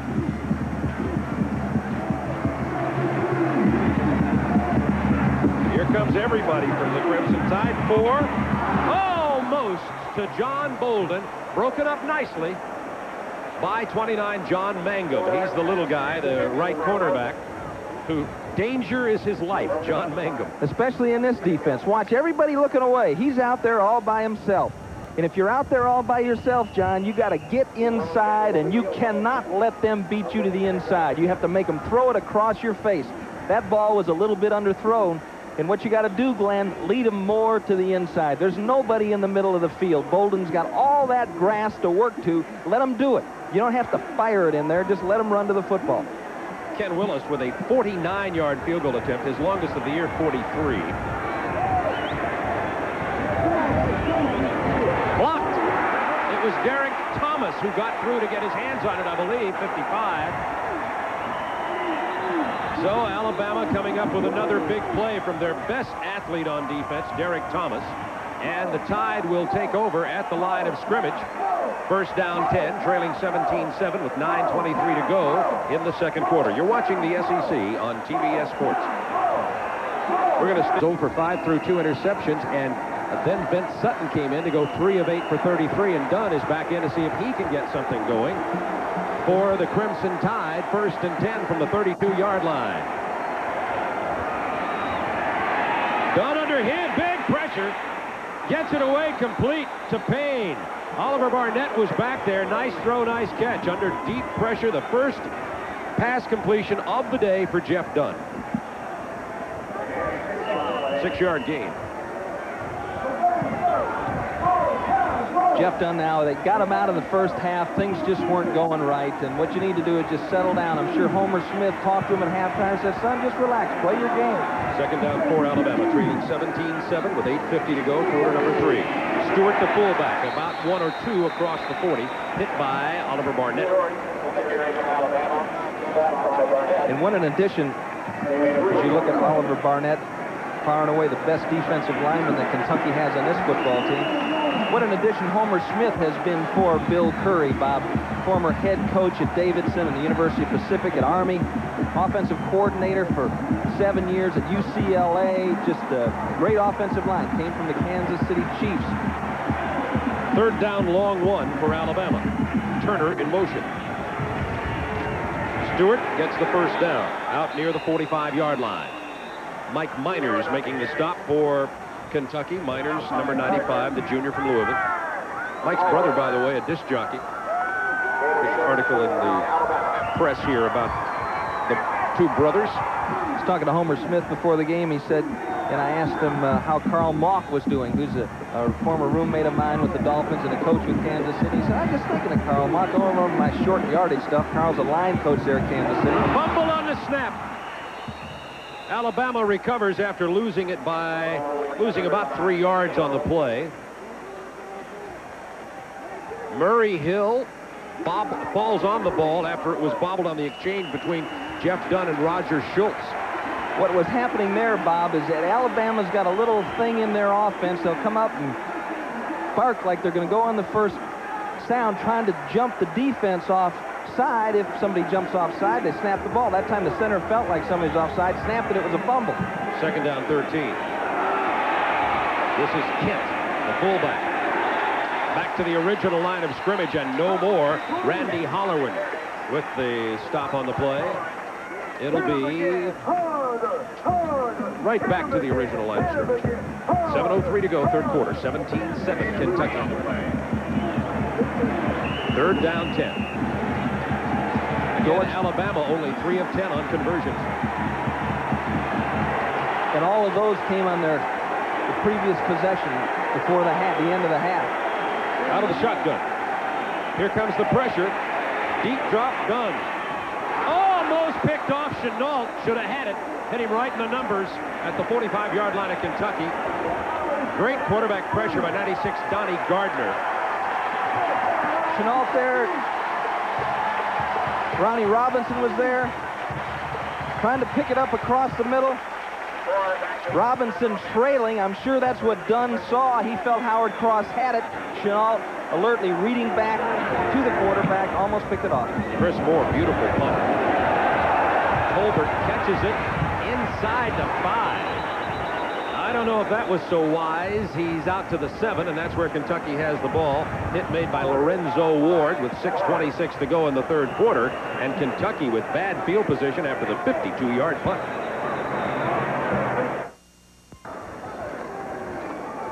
And here's just a sign of how Kentucky's playing this football game. Albert Burks just walks right up on Greg Payne. This is kind of the attitude the Kentucky defense has. Says, come on, man, let's dance. Gonna just jam him and run with him. And he holds him a little bit here, but that's good. Well, you're supposed to hold each other when you're dancing. Yeah. Meanwhile, the ball is thrown to the inside, but it's just a good reflection of how this Kentucky defense is playing. Both defenses play like that. Both defenses play with controlled aggression. They're going to make something happen. Alabama's defense, an opportunity for another big play. They've had a blocked punt, a blocked field goal, 4 sacks, an interception. Looking for another one as Kentucky's inside the 10. But look at the hole. Hunter! First down to the 21-yard line. Kermit Kendrick with the stop. Alabama with a great defensive opportunity, but Kentucky comes right in the face of it. Let's watch this line work again. You see 62 Bo Smith, 87 Pennington, 63 Mazzella, and boom, what a hole is opened up in there. You see Dean Wilkes, 74, just creating a gap, and first down, Kentucky. 17-7 Wildcats, 6 minutes to go, third quarter. Ivy Joe Hunter just moved into 10th place. The all-time running back list at Kentucky. Stopped for a small loss. Mangum makes his 5th tackle.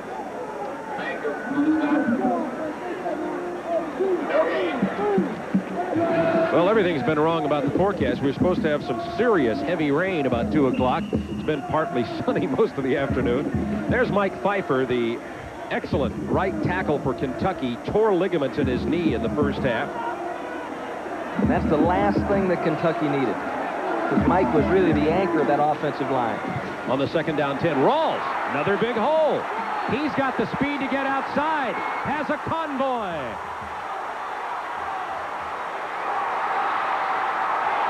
Hauled down at at the 23-yard line by Lee Osment. Kermit Kendrick missed a tackle, and it was so long.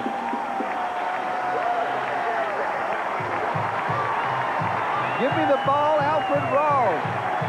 Beautiful block there. Osment misses. Derek Thomas gets caught up. Kermit Kendrick misses. That's just a matter of not tackling and some great running by Alfred Rawls. Now, he ain't through yet. Some running backs have taken out of bounds at that point. Comes back up inside. Give me some more grass. That's what he said. 57 yards on that run. Rawls today with 94 yards.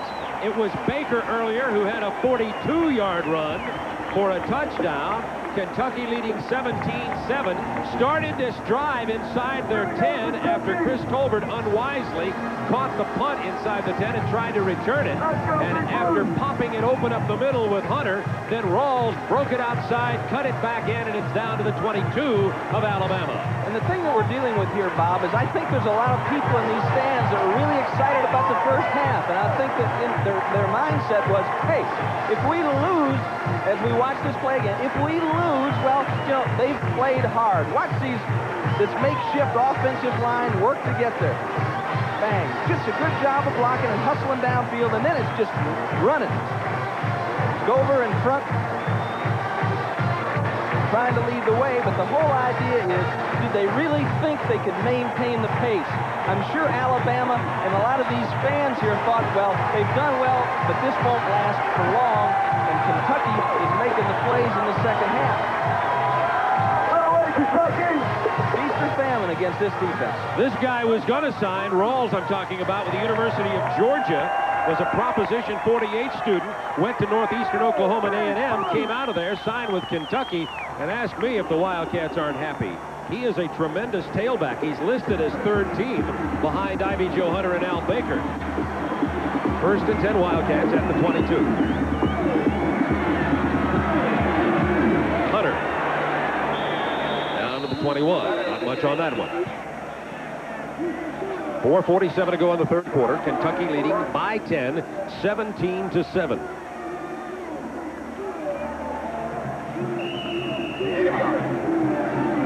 Well, Jerry Claiborne has been the other sideline, coached at Alabama. Successful tenure at Maryland. Second down 9. 4. Play fake. Pressure and sprinting. Great grab by Murray to the 8-yard line. Andy Murray with a reception. Off the shoelaces. Gain of 13 yards. Now here, Bob, they solved one problem at halftime. Look at Mazzella, 63, and Hunter going back to cut off that weak side end that had been drilling Glenn 4 when he tried to set up. Remember seeing that in the first half? Well, Jerry Eisman solved that problem. Nice catch by Andy Murray. Looked like a shortstop on the play. First down goal from the 8. 3 backs. Rawls. Hit in the backfield. Stopped at the 11. George Thornton, 94, with the penetration and the tackle.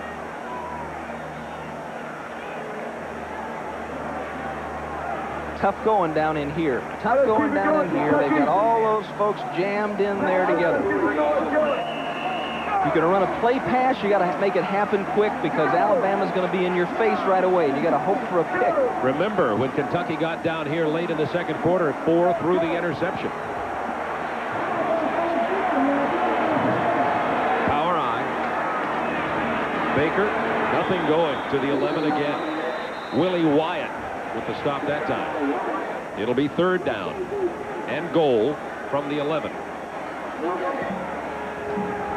Send it in the wide receivers now. Depending on the formation, Bob, if they come with motion, it's going to be some kind of a pick inside, or they may just max protect it. Max protect it, make sure 4 gets it off, and go one-on-one against one of these cornerbacks for Alabama.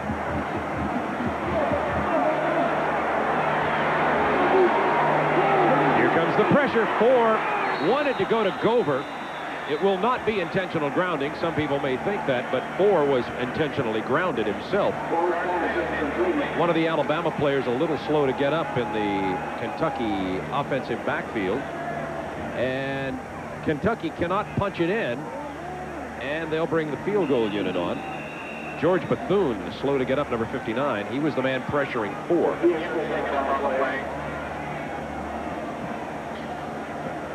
Line of scrimmage at the 11. That makes this approximately a 27-yard field goal attempt. Make it 28-yard by Ken Willis. But what they tried to do was max protect that. They tried to block everybody, seal off the middle. He comes out of there to his left, tries to swing his hips around, but Bethune beats the block. There was a chance for the pass to be complete, but never got off, as McCants is there in his face too. And that's George Bethune, the senior from Fort Walton Beach, Florida.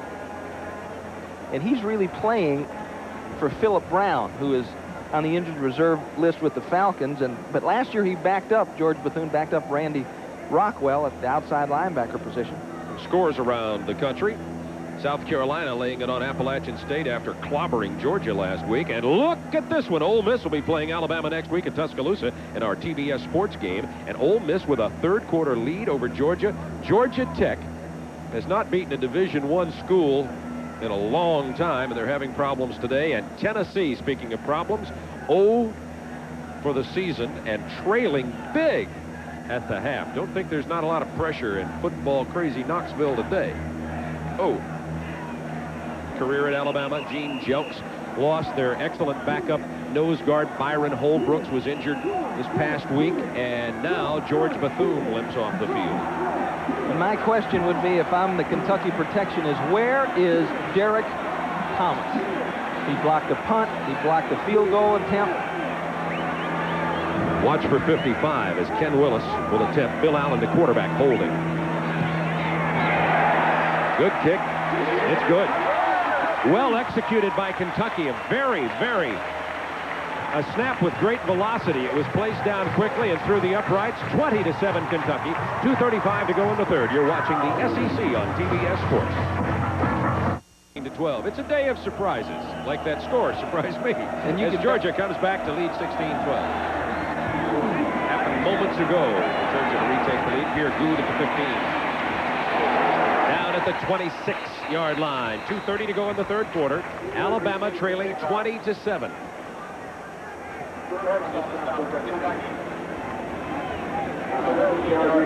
Jerry Claiborne now trying to get his defensive unit to face an Alabama onslaught with a very good offensive line and plenty of time left with 2:30 to go in the third quarter. Coming into this game, Alabama had outscored their first two opponents 51-0 in the second half. Dunn can't find anybody, and he gets about 7 or 8 on the scramble. Out across the 30, near the 35-yard line. It was Joey Couch, redshirt freshman, with a tackle on Jeff Dunn. Jeff's the junior from Greensboro. By the way, last week we saw another Greensboro Page High School player who played with Jeff Dunn in high school, Todd Ellis at South Carolina. These two were teammates. Talk about a loaded high school football team. And Dunn was a safety, from what I understand. As a matter of fact, this is only his 22nd game in his life as a quarterback, and here he is lining up as the number 1 at Alabama. On the sprint out, Dunn lost control of the ball, went straight to the ground. It was a good idea to have it to go straight to the ground, too, because his intended receiver was surrounded. Speaking of Alabama quarterbacks, the quarterback who went out, David Smith, has been rehabilitating himself. He's starting to practice, and Coach Bill Curry says it's possible that Smith can play next week. More likely that Smith will be back in 2 weeks, and said primarily they missed the computer-like mind of quarterback David Smith on 3rd down 3.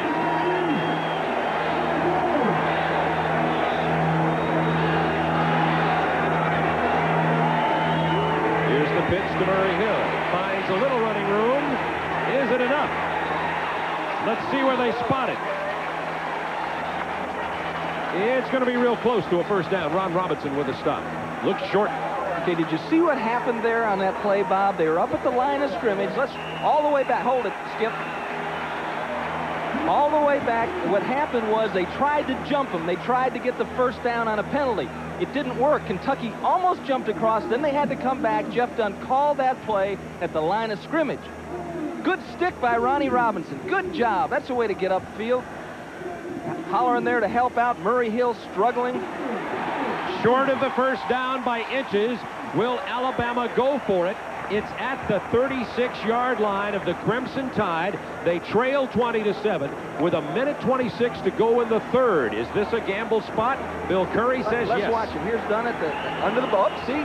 Tried to get that guy to jump. The Kentucky, it didn't work. Okay, now we got to go back. You see him calling a play. Now he's calling a play. Now we got to play, boys. We got to run for it. Fourth down, inches. The ball at the 36-yard line, and Curry and the Tide want to go for it.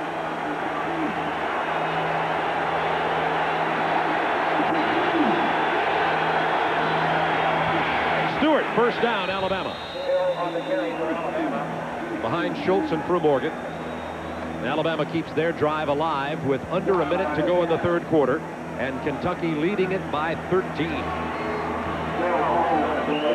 You're never in a situation where you want to go for it on fourth down. But unfortunately, they come up when you have to, and I think that this was one of those times. Right choice by Curry. His offense made him right. He made it. Jackson and I, receivers split wide to the top of the screen. There are Richardson and Good, both very fast. They hand it off to Robert Stewart. About 8 yards. 46, 47-yard line. Jay Dortch with the stop. Splitting out a couple of speed merchants out there on the outside can loosen up the inside about as well as anything. And the other thing it does, Bob, it gets Ronnie Robinson out of the running game. He's a weak safety. He's got to go over there and cover that slot man, and he's not as quick to fill in the middle. Help out if there's a seam created by a lineman. 10 seconds to go in the quarter. Second down and 1. Good time to go for a lot of marbles. Let's see if they go long on this play. Nope, going to run it with Murray Hill and get it inside Kentucky territory as the third quarter comes to an end. And Alabama, it appears at this point, starting to wear down the defense in front of Kentucky a bit, but trailing 20-7. You're watching the SEC on TBS Sports. Thank you, Craig. We'll be joining you again for more updates on college football here at Commonwealth Stadium. First down 10, Alabama. They turn it around. 15 minutes of football left. Kentucky 20, Alabama 7. Dunn, Barnett hit him as he threw it. It is Alabama ball at the 10. Greg Payne wrestled it from Albert Burks. What an effort by Greg Payne, and I might mention a great effort by Dunn as he had number 79 Barnett all over him when he released the ball for a 38-yard completion. Albert Burks in perfect position. Barnett puts Jeff Dunn on the ground. He's sitting there, gets up a little early. Greg Payne concentrates on the ball, pulls it down. In perfect position, trying to go up for the ball. Good job by Greg Payne. Excellent ball game here at Kentucky. That's Stewart, the fullback, inside to the 6-yard line. 20-7, Kentucky, Alabama with the 38-yard pass completion. That's the only thing close to a significant pass completion for Alabama all day, and now they're knocking at the Kentucky door. It's always a concern for a defensive backfield coach when that ball goes up long, because there's no telling. And one thing's for sure, the receiver's used to seeing it more than the defensive back is. Second down at 5 from the 6. Hill loses a little bit as he tries the left side. Robinson came up from free safety to make the play. Ron Robinson had 12 tackles against Auburn, and he's the heart of that secondary, and they need him in this defense to help support the run, and he does it admirably. It'll be third down 5 from the 6. Alabama with Robert Stewart and Murray Hill in the backfield.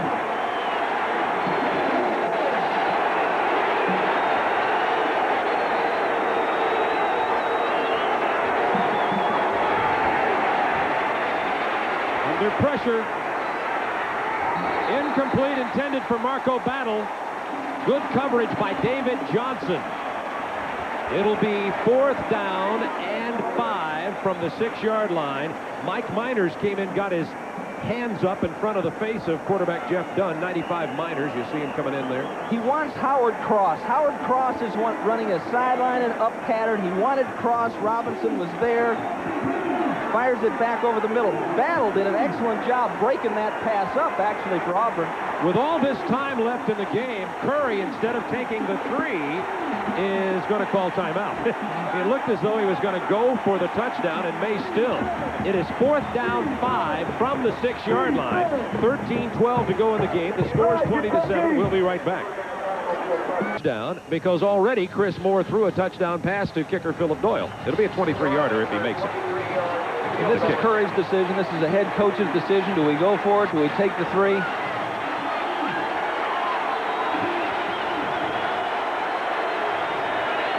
They'll kick this one. Doyle got a severe hook in that thing, but it just got inside the upright, and we don't need to do anything dumb at this point. We're moving the ball now, and we feel like we can score a couple of times.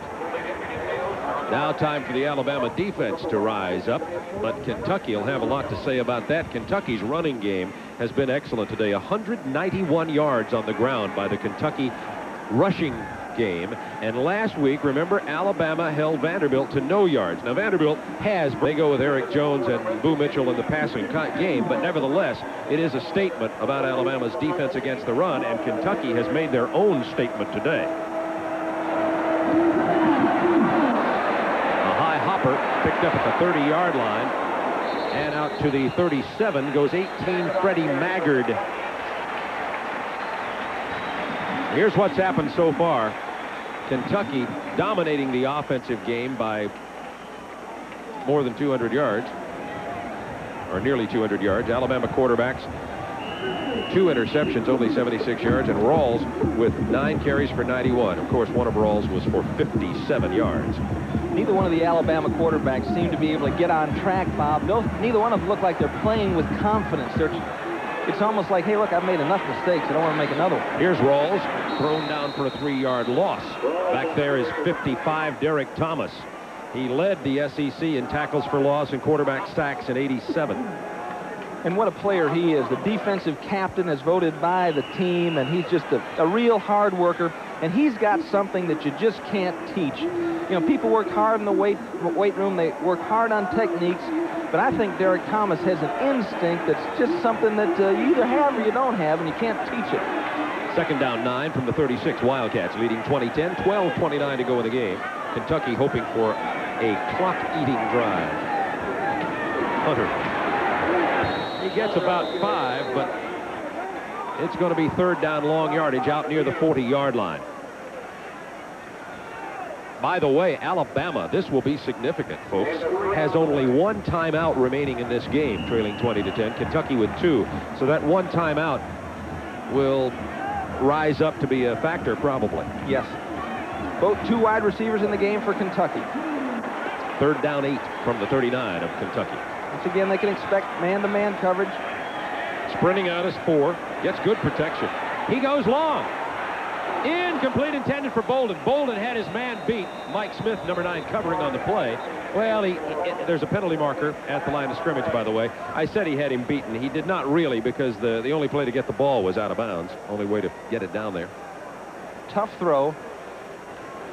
Kentucky penalty. Procedure call.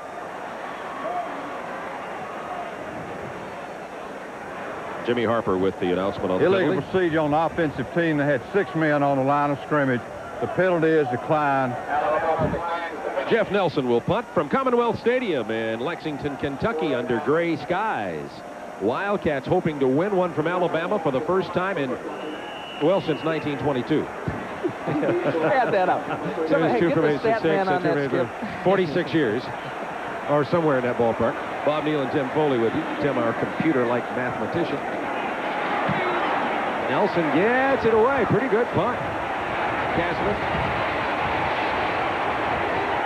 Down hard at the 23-yard line. Excellent special teams coverage by Kentucky today. A 45-yard punt, 7-yard return. Once again, Alabama missing Humphrey and Gene Jelks. You're watching the SEC on TBS Sports.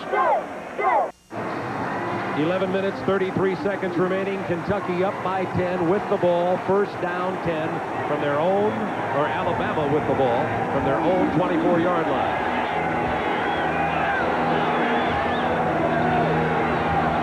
Jeff Dunn with a long count and the checkoff. Hands it to Murray Hill. Gets the crack this time and breaks it. He's got 4.3 speed. They won't catch him. Touchdown, Alabama. 76 yards. Murray Hill, the second fastest player on the Alabama team. The man replacing All-American Bobby Humphrey.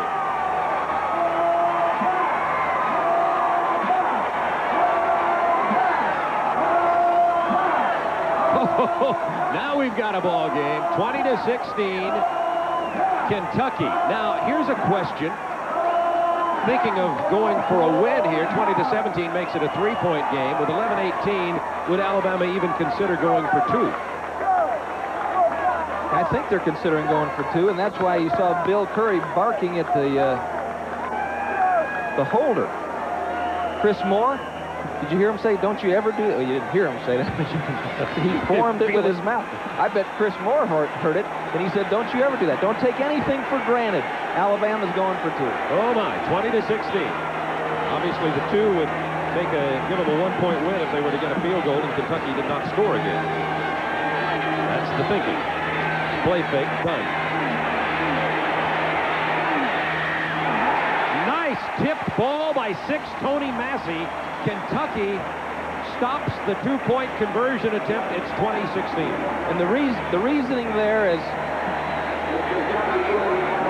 the reasoning for going for 2 here is that they cannot tie Kentucky. They've got to win. So a field goal isn't going to do them any good unless they only need 2 points.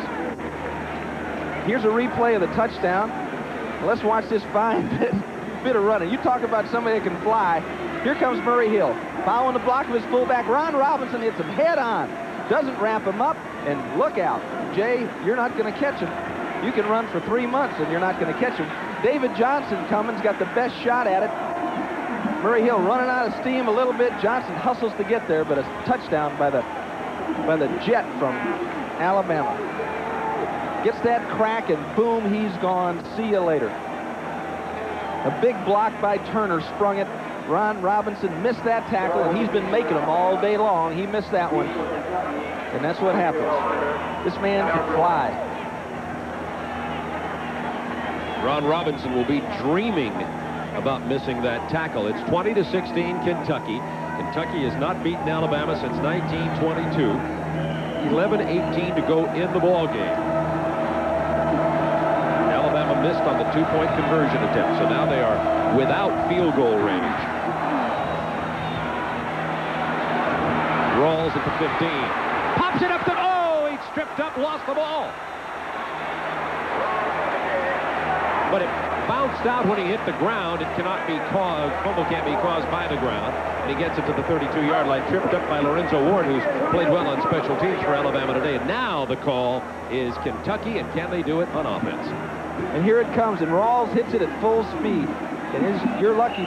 You're right, Bob. He's lucky he tripped him up. He was down. The ball was down. Good call by the official. I like the way this Rawls runs, man. He takes it up in there, and look out. I'm coming through, mama. Kentucky now hoping to sustain a drive. 11-12 to go, a narrow 4-point lead. Kentucky led 17-0 at the half. Hunter, only a yard or 2. He was wrapped up by 98 Willie Wyatt. Let's look at the 2-point conversion. Alabama can kick it. They'd be down by 3, but they want to get this 2 points, make it down by 2. That way a field goal and win for them. Hollering coming up the middle. Nice job of coverage, and Steve Massey knocks it away. Kentucky's big play defensive player knocks it away, comes through again. Oh, no. Brian Crawley coming out of the game for Kentucky. Another lineman, Bob. David Crane went in. Crawley, the center. Of course, Pfeiffer lost earlier with a torn-up knee. 4 going long, has his man. It is complete to number 80, Phil Logan, and down to the 23-yard line of Alabama. 43 yards. Well, Alabama plays that challenging man-to-man defense.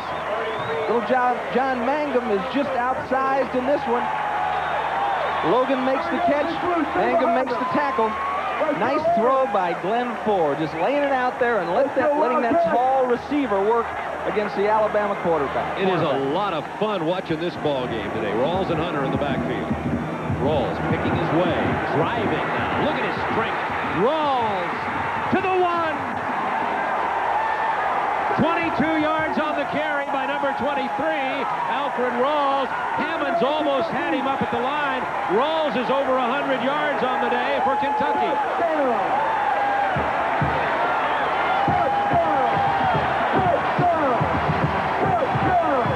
Here we go. Let's watch it again. Alfred Rawls. Look at Alabama. They're really dominating the line of scrimmage. Ivy Joe Hunter gets a good block. Hammond locks him up. Willie Wyatt can't hold on to him. Hammond now is trying to strip the ball. Osmond finally gets there, but he just keeps running. First and goal from the 1. Handoff Murray. Touchdown, Wildcats.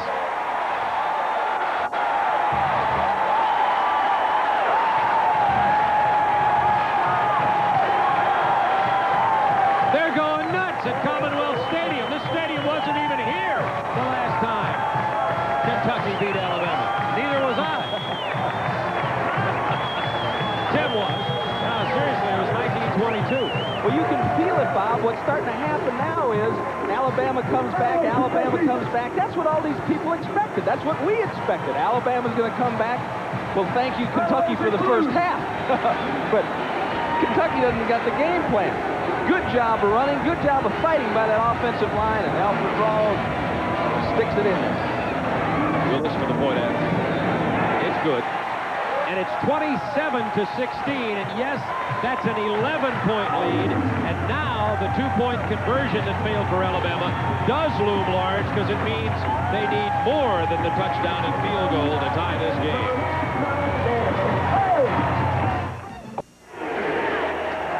Andy Murray scored the touchdown to give Kentucky the 27-16 lead, but Logan caught the long pass. Willis nails it in and out of the end zone. Alabama with 9:39 to go, and here's the big play. Tor rolls to his right. Logan man-to-man on the outside. Mangum covering. Logan finds the sideline, heads it upfield, and this is just a lob it up there. Logan is behind Mangum. Mangum actually was running even with him as he turned around to look for the ball, lost some ground, and Logan makes a catch. Then Rawls comes with the big run, and then touchdown Kentucky. First and 10, Alabama, 9:39 to go, trailing by 11. Play fake done to the air. Has Payne. It is complete. And out of bounds at the 40-yard line. Nice grab and good footwork once again by Payne, a 20-yard reception. Clock running, 9:32, and it stopped there as they moved the sticks. 27-16, Kentucky. Dunn shaken up momentarily on this play. Adams takes him down. And I'm not sure what happened there, Bob. He's all right, stayed in the game. First down, 10 for the 40 now, Alabama. They had the 76-yard run from Murray Hill last possession. Football game. This is fun. Hope you're enjoying it today. They fake the pitch, give to the fullback Turner, big loss. Gardner with the stop, and here's Kentucky's scoring drive. Logan with that reception, the big play. It only took a minute 39 off the clock, 68 yards, only 4 plays. Long pass on second down, and then Rawls coming with a great run on first down. Bill had to be feeling comfortable with what was happening in terms of Alabama's offensive momentum growing. But that touchdown, that last touchdown by Kentucky wasn't in the plan. 27-16 Wildcats. Second down, 12 from the 38. Play fake, there's the pressure. Dunn just couldn't get it out to his safety valve, Murray Hill. Might we see Vince Sutton? Remember in the first half when Jeff Dunn stammered and stuttered some, and it wasn't necessarily just his doing, the pressure from Kentucky, but a quarterback change was made then. Might we see Sutton? He's got more speed. Yeah, but you played that card once. Yeah. You know what I mean? And it didn't. They trumped it. Didn't win. Yeah, right. So, you know, they got to feel good about Dunn. Dunn's done some great things for him. Came on last year, his first start. He beat Tennessee, and Alabama's converted only 3 third downs into first all day. Whistle on the play. Stop the play. Okay, what happened here, Bob, is you got a timeout by a Kentucky player. Jimmy Harper didn't pick it up, but the side judge picked it up, and there were 12 men on the field for Kentucky. If the play would have run, penalty Kentucky. And Kentucky not happy about that. Both teams now with only 1 timeout remaining. You're watching the SEC on TBS Sports. Now Kentucky settles things defensively. 3rd down 12, Alabama from their own 38. They've converted 3 of 13 third down opportunities today out of the shotgun. Done. Pressure. Nice pump fake. Valiant effort by Dunn. Comes up short. Johnson gets the tackle.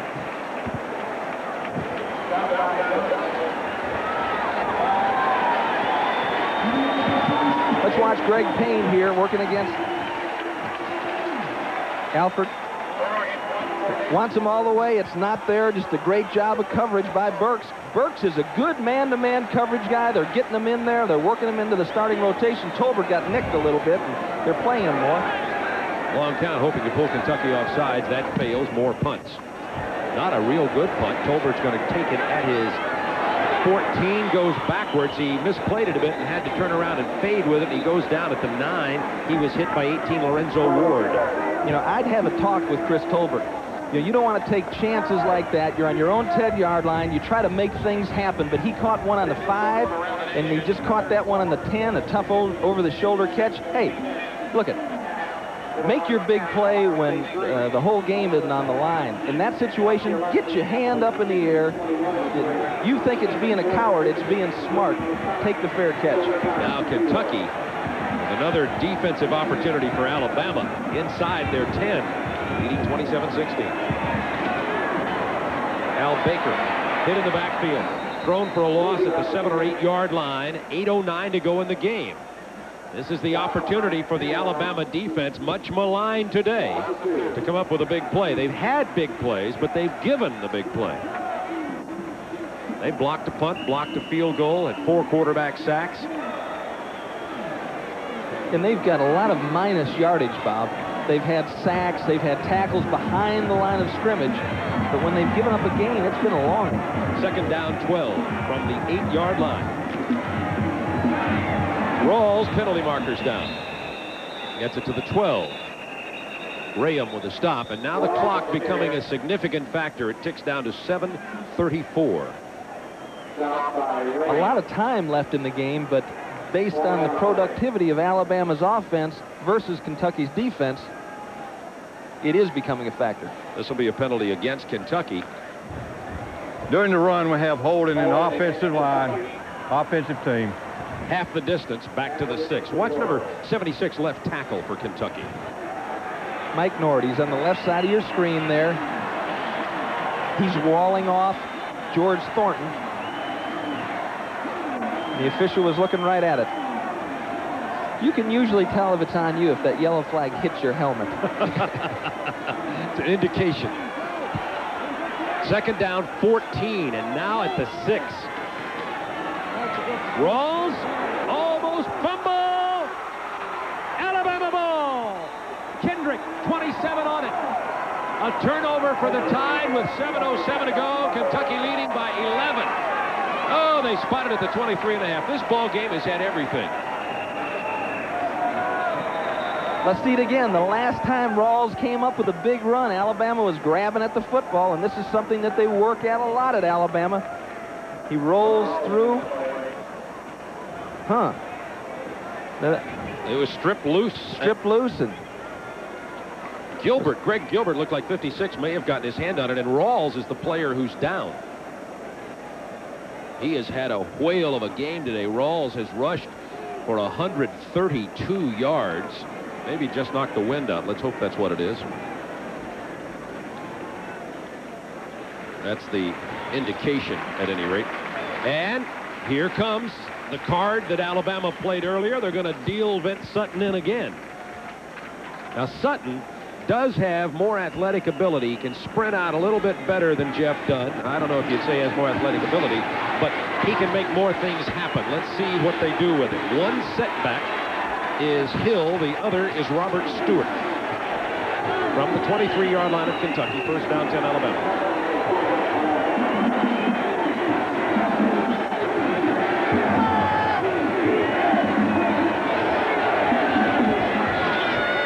Hill squirts through for about 7 inside the 20. Holleran with the stop for the Wildcats. Clock down to 6:58, a significant factor. Both teams with only one timeout remaining. We'll continue to show you that clock. Kentucky hoping to beat Alabama for the first time since 1922.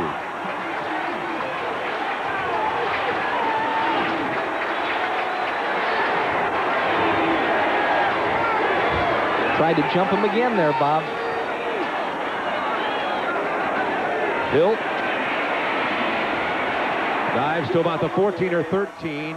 Looks like he got the first down. They're going to spot it back, but I think it's still first down yardage for Murray Hill. They'll have to bring the sticks in.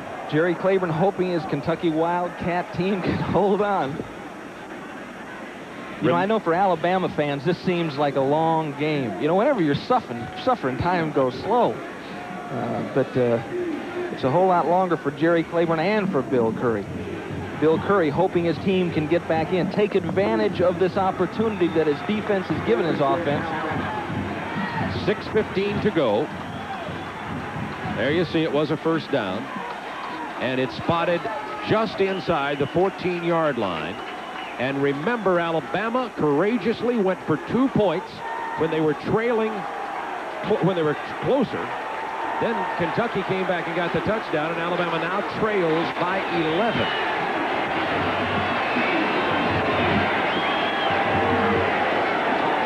Murray Hill tries the right side again. And Hill gets it to the 9-yard line. Chased out of bounds. Stop the clock.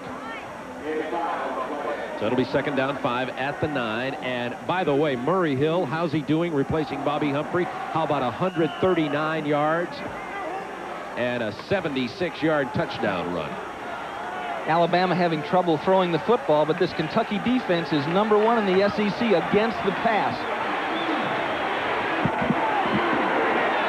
William Kennan at fullback with Murray Hill on second down 5 from the 9.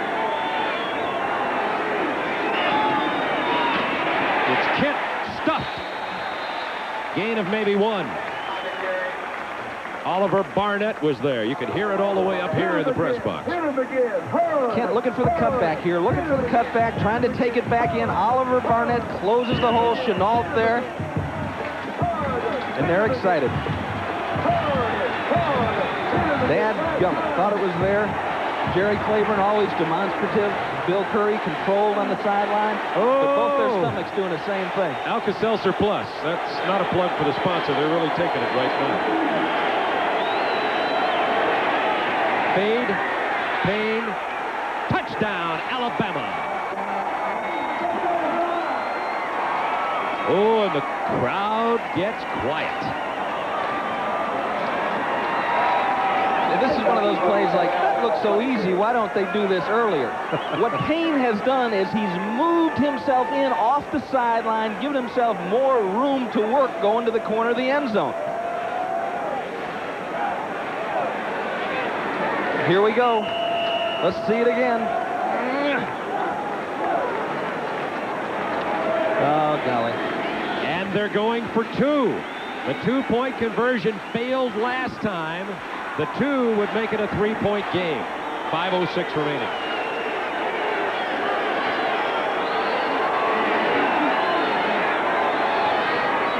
Murray Hill needs the blocking. He gets the 2. It's a 3-point game with 5:06 to go. Oh, gunslinger Bill Curry. The nerves of steel, going for 2 earlier to as you pointed out, Tim, Curry knows that a tie with Alabama and Kentucky is like a loss for Alabama. He did not want a tie. He took the gamble. Now he may have to be facing a tie on the comeback trail. Let's go to Atlanta and Craig Sager. What? My. However, the best game of the day is this one. You're watching it, folks. You bet. And, you know, when you won't settle for a tie with 18 minutes left to go in the game, you know, a tie gets better looking, you know. You know, they always say kissing your sister is what a tie, you know, but kissing your sister gets better looking than, you know. For instance, compared to your brother. Right, yeah. As an example. But it's always better than a loss. It's always better than a loss. So Jerry Claiborne telling his Wildcats right now, you got the 3 points. In 5 minutes to defend the lead, Ivy Joe Hunter out to the 28-yard line. So that's the story. Alabama and Kentucky. Penalty marker down. Was it a late hit? If, in fact, that's the call, it would be very significant because they're spotting it at the 28-yard line. It's going off against Alabama, and look at the change in field position. Oh, my. After the play is over, we got a personal foul. Late hit on the white team. Be first down, 1st and 10. Great effort there by Turner. And just, you want to be enthusiastic. You want to get around the football, but you don't want to do dumb things. And when the whistle blows, you stop. Well, I didn't frankly see the dumb thing on that replay. First down, 10 for the 40. Nevertheless, Alabama scoring drive. Big, big play because it moves it out here to midfield. 4 is thrown for a big loss by Derek Thomas, 55. This Alabama defense in the 4th quarter has been something.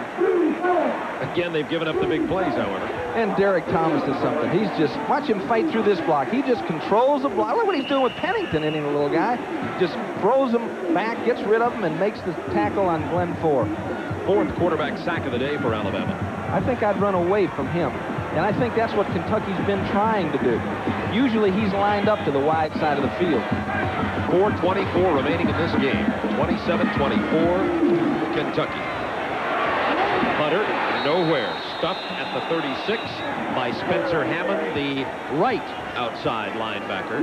4:11, 4:10, and counting. It'll be 3rd down and let's say 17 from the 36-yard line of Kentucky. The biggest thing that Alabama has going for them at this time, Bob, is 28-1-1. Their history against Kentucky. And their history says that they're supposed to win. And Kentucky's history in this game says they're supposed to lose. 3rd and 17 from the 36. Georgia now laying it on Ole Miss. Whistles, flag down. But the clock is down to 3:39. Kentucky trying to milk that clock. Something their basketball coach knows That's more a dead about. ball. False start. Illegal procedure on the white team. Movement in the offensive line. Illegal procedure against Kentucky. 5-yard penalty.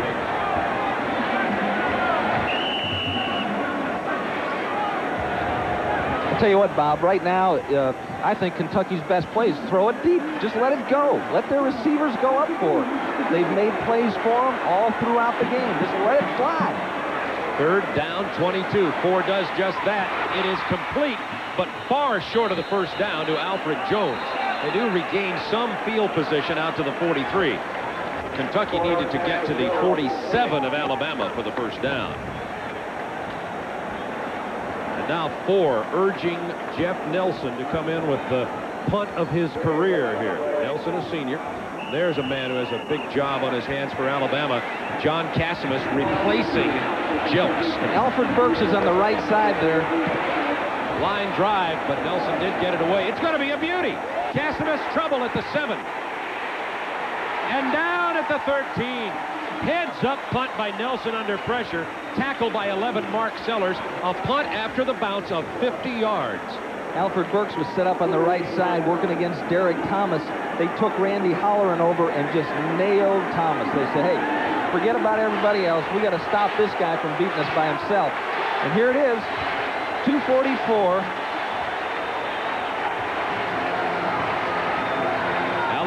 first down 10 at the 14-yard line. It's all down to this.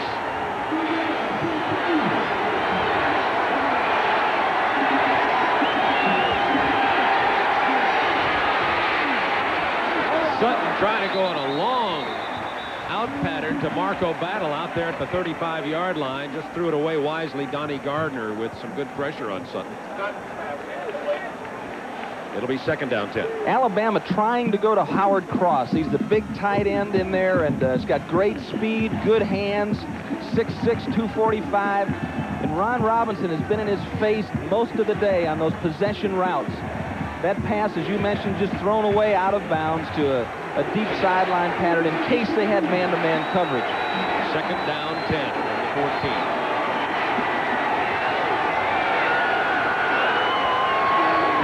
Murray Hill tries the right side. Out across the 20 and stop the clock, gain of about 5 or 6. Randy Holloran with the stop along with Tony Massey. Commonwealth Stadium, 2.5 minutes remaining. Kentucky holding on to a narrow 3-point lead. Bob Neal and Tim Foley with you. And what a football game we've seen from both of these teams. You know, just because you're expected to win doesn't mean that the sun's going to shine on you. Things have happened to this Alabama football team. Kentucky's football team has made some things happen to Alabama, but they fought back valiantly. Alabama, of course, in 4-down situation because of the 3-point trailing here. And the clock whistle.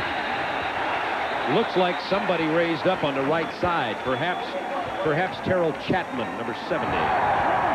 Dead ball. Ball forward, moving right tackle, offensive right tackle.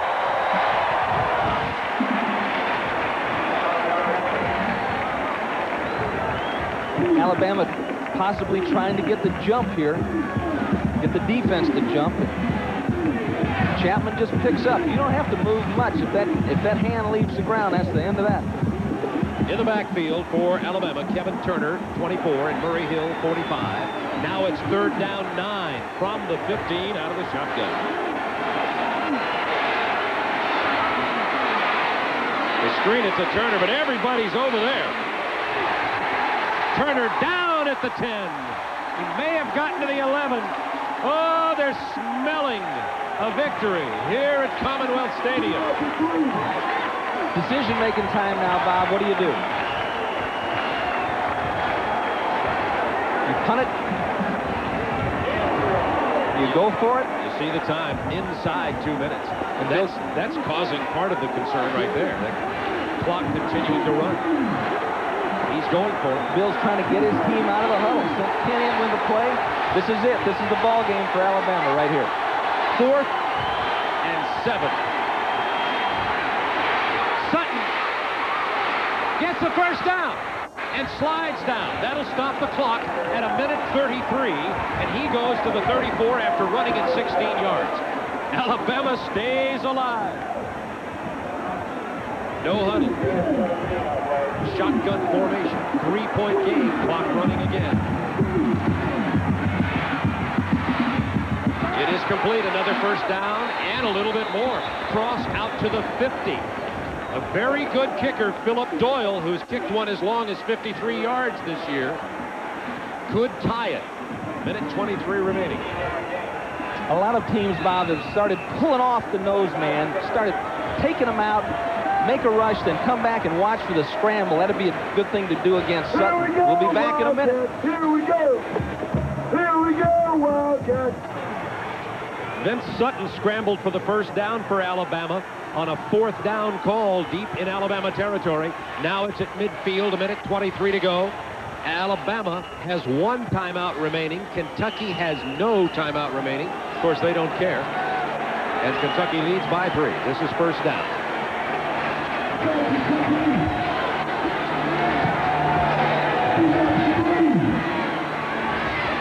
Sutton going deep, looking for Richardson. He's got it at the 5. Todd Richardson wrestled it from David Johnson. A 45-yard completion with 1:14 remaining in the game. Johnson in good shape all the way. Richardson striding down the field. A great athlete. Played cornerback last year. Now he comes up, cuts underneath, and makes the catch. Beautiful effort by Richardson. And Alabama's ready to score. Clock running, minute 10. First and goal at the 5. Kentucky leads by 3.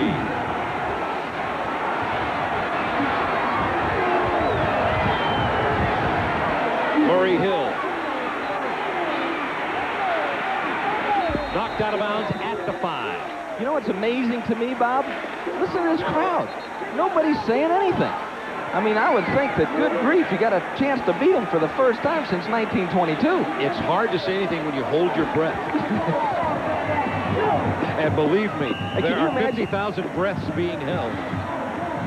I think I can hear the people from Tuscaloosa more than I can hear the people from here. Second down goal from the 5. Kentucky by 3. Alabama trails 17-0 at the half. Sutton with a quick snap to the 1. We've seen Alabama do that before. But it's like they're waiting for them to score here. Bill is waiting for them to score, I know. Look at the clock continuing to run. 34-33. Alabama has 1 timeout remaining. Third down. 15 seconds on the play clock. Now it's down to 10 seconds on the play clock and counting. Sutton to Murray Hill. Wrestle down at the 3. Alabama trails by 3. Massey with the stop. Oh, good night. It will be 4th down at the 3. The field goal ties it. The touchdown wins it. The last timeout is gone. 15 seconds left. It would be an awfully big chance to run the ball here. To run the ball here, if they tackle them, that's the end. And this is a decision that Bill has to make. He's talking to Chip Wisdom there. Tommy Bowden, Mac McWhorter. All have got some input, but in the end, it's the head coach's decision. They pick the play, they make the call. Of course, they're talking to Homer Smith in the press box. And Homer, the offensive coordinator, I'm sure will recommend the call. Right now, the offensive line of scrimmage team is out there, the team that would go for the touchdown. Once again, as we spoke before last year when we saw Auburn, Tennessee, the team that's favored in the game, like Alabama here, doesn't want the tie. It's like a loss to them in the rankings and in their thinking and in the SEC standings in their view. Kentucky with a 3-point lead. And here comes the play. It's all down to this. 15 seconds in the game. 4th down goal at the 3. Number 11 you saw coming in the game is Gene Newberry, receiver. Drive started on the 14th. This is the 9th play. They might try to sneak that tight end across, Bob, to the wide side. Sutton fakes the pitch, throws it into the end zone. There's Newberry! Touchdown, Alabama! The players sent in from the sideline, sneaked into the corner, and Alabama leads with 10 seconds remaining.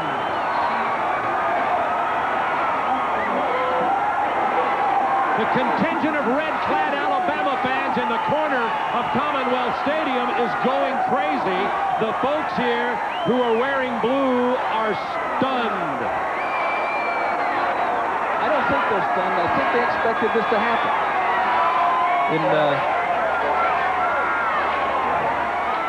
What a football game. You hate to see anybody lose a game like this. Both teams displaying a lot of courage. Alabama coming back down 17-0.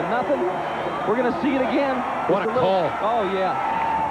A good call, because if they don't hit it, if they happen to cover it, good fake by Sutton, but Newberry is all alone.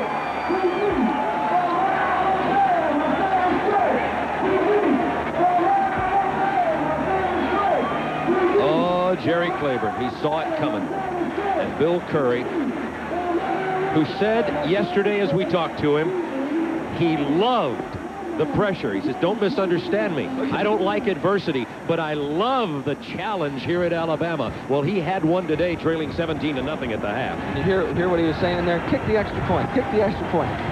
Bill, get off the ground a little bit. Just jump up a little bit. I mean, that was a big bullet that you dodged. Great job by the Alabama folks coming back. Great job by a lot of courage shown by this Kentucky group. This is a fun game. Alabama has scored 31 points in the second half. 31-10, the second half score. Alabama. 17-0, the first half score. Kentucky. Unfortunately, the combination, unfortunately from the Kentucky point of view, the combination gives Alabama the 4-point lead with 10 seconds remaining. Only a return for a touchdown could work here. Here's Rawls. He does have the speed, has problems with it. And goes down at about the 28-yard line with 7 seconds remaining in this game.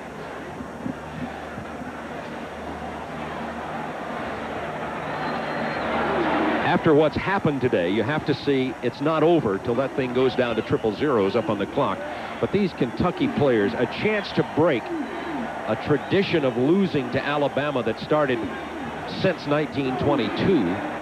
And Alabama did it in all phases. They blocked the punt, they blocked an extra point, they made the plays on offense and defense, caused the turnovers. And that's the last play of the game. Alabama comes from a 17-0 halftime deficit to whip Kentucky 31-27. Oh, the feeling of satisfaction that must be in the heart of Curry and the hurt in the heart of Jerry Claiborne.